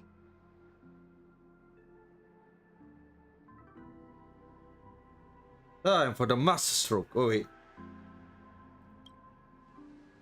Why are you speaking like the general of the Law Fu? So, I heard that before the Charmony Festival begins, there'll be a pageant to kick off the festival. It's called the Soul Glad TM Festivity Auditions, or something. And it's going to be held in the moment of Scorched Sand. As long as we clinch the top spot, we'll be able to attain the title of Festive Superstar, and be able to personally bask in the graces of Miss Robin. Not that that's important. What's crucial is that we can enter the Grand Theater before the audience arrives. So, how do we go about participating in these festivity auditions? I've already procured special invite tickets from Miss Robin's fan club. To tell you the truth, I had been preparing to join the auditions all along. But now it looks like even if I scrape through, I probably still won't have the chance to shake Miss Robin's hand. So they're still running this thing, huh? It was originally just a publicity stunt, set up by Mikhail to drum up attention. But it looks like it might be worth a shot. We'll follow Marge's plan. Mr. Gallagher, will you be joining us? I'm afraid I won't have the time. As a virtual character, I've already completed my final mission. Whether Penacony can awaken from this dream is all down to you. Should we ever cross paths again? I'd love for you to visit the Express. All right. I'll have to add to that data bank of yours you've got on the Express.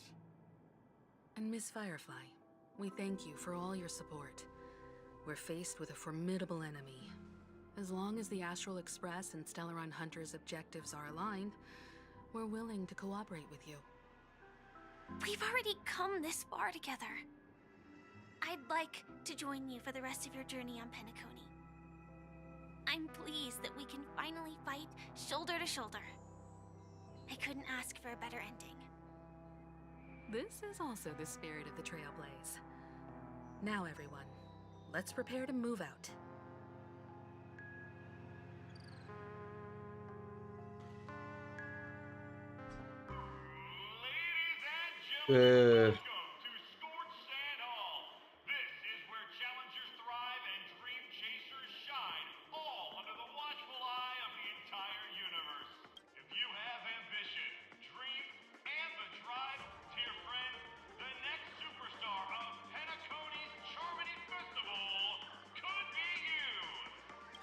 Wow, they've really outdone themselves.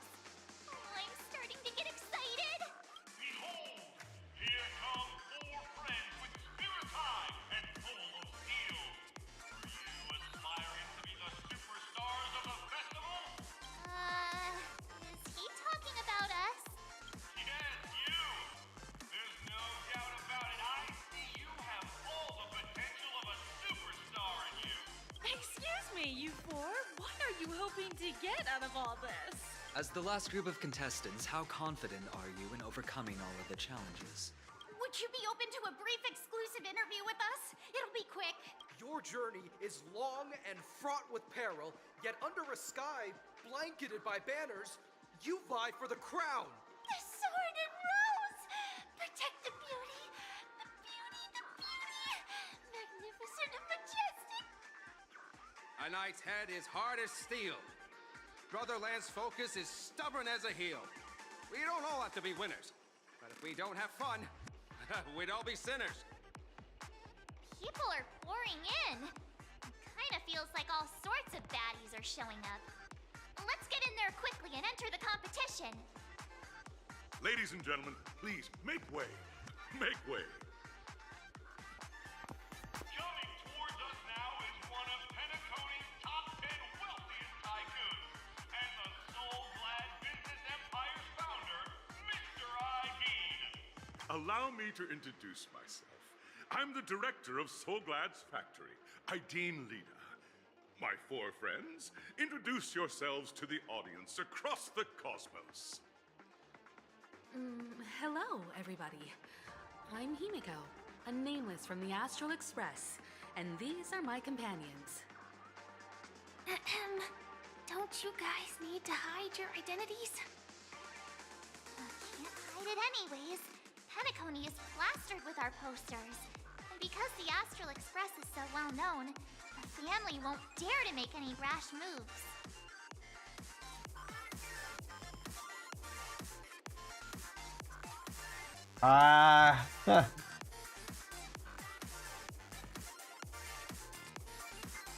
Hello, everyone. Hello.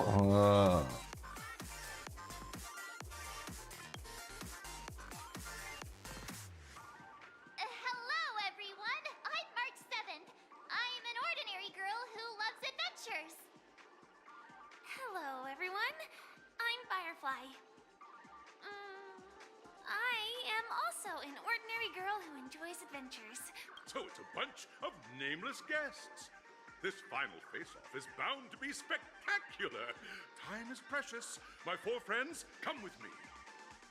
Grab a bottle of Soul Glad and make your dreams a blast.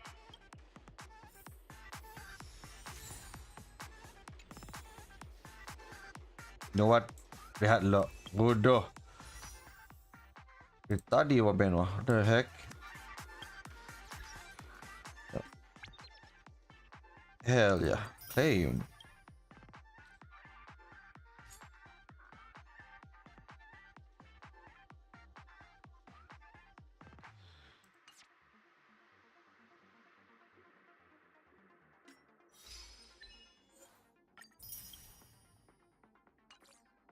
Gila, nantok gue. Bodoh.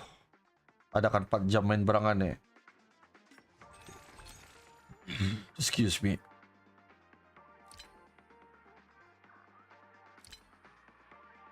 Oh. Weh, daripada aku dah claim kah?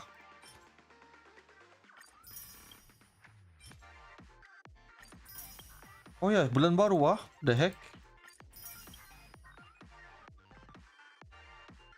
Lupa aku about the claim. So, berapa tiket ko masa ni? Ati boleh ko farm untuk ano.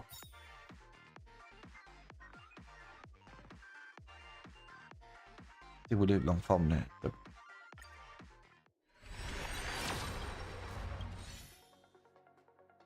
Teruskan. Boleh apa?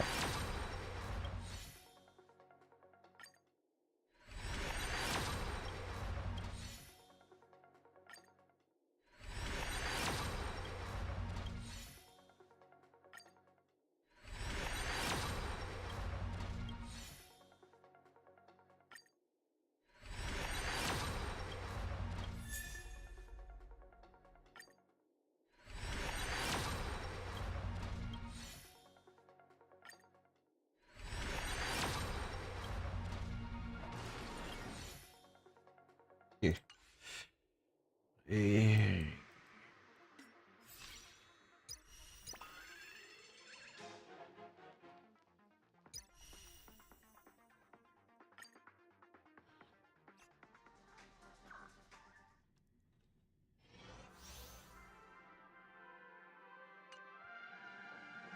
Let the show begin.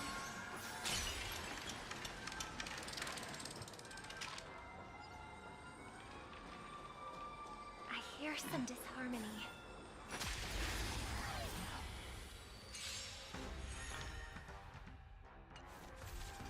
Dangerous thoughts. Resonate all together. Sabar. What are you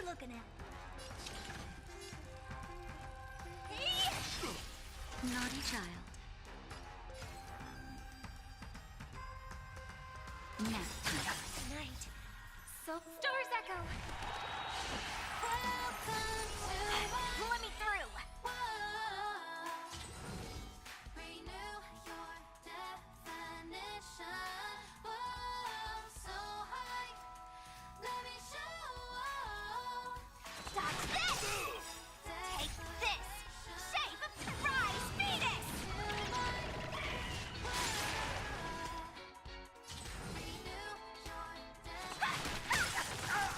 Time to twirl!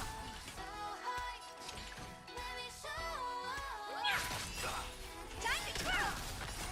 This big diamond! It's all yours! Time to twirl! Time for a shot.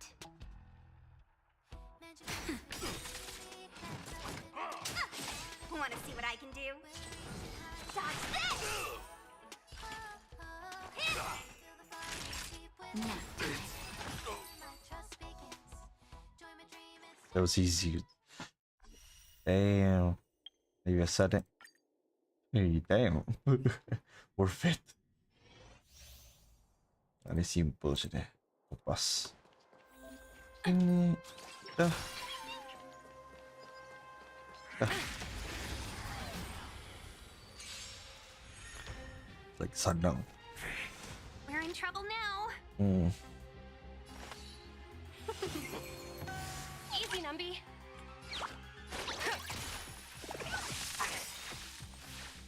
The market is unpredictable. Right! Investing in victory means playing the long game!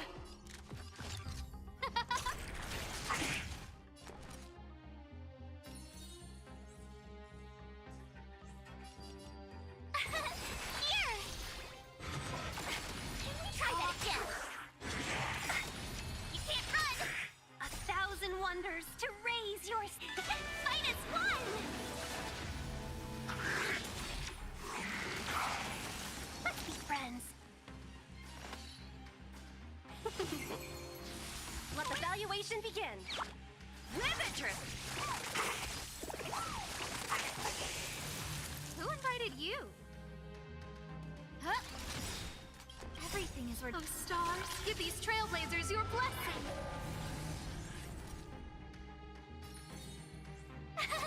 Cute!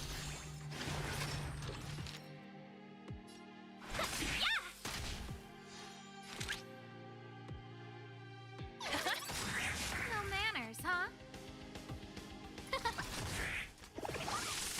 Dah. Senang. Okay. Yang dapat.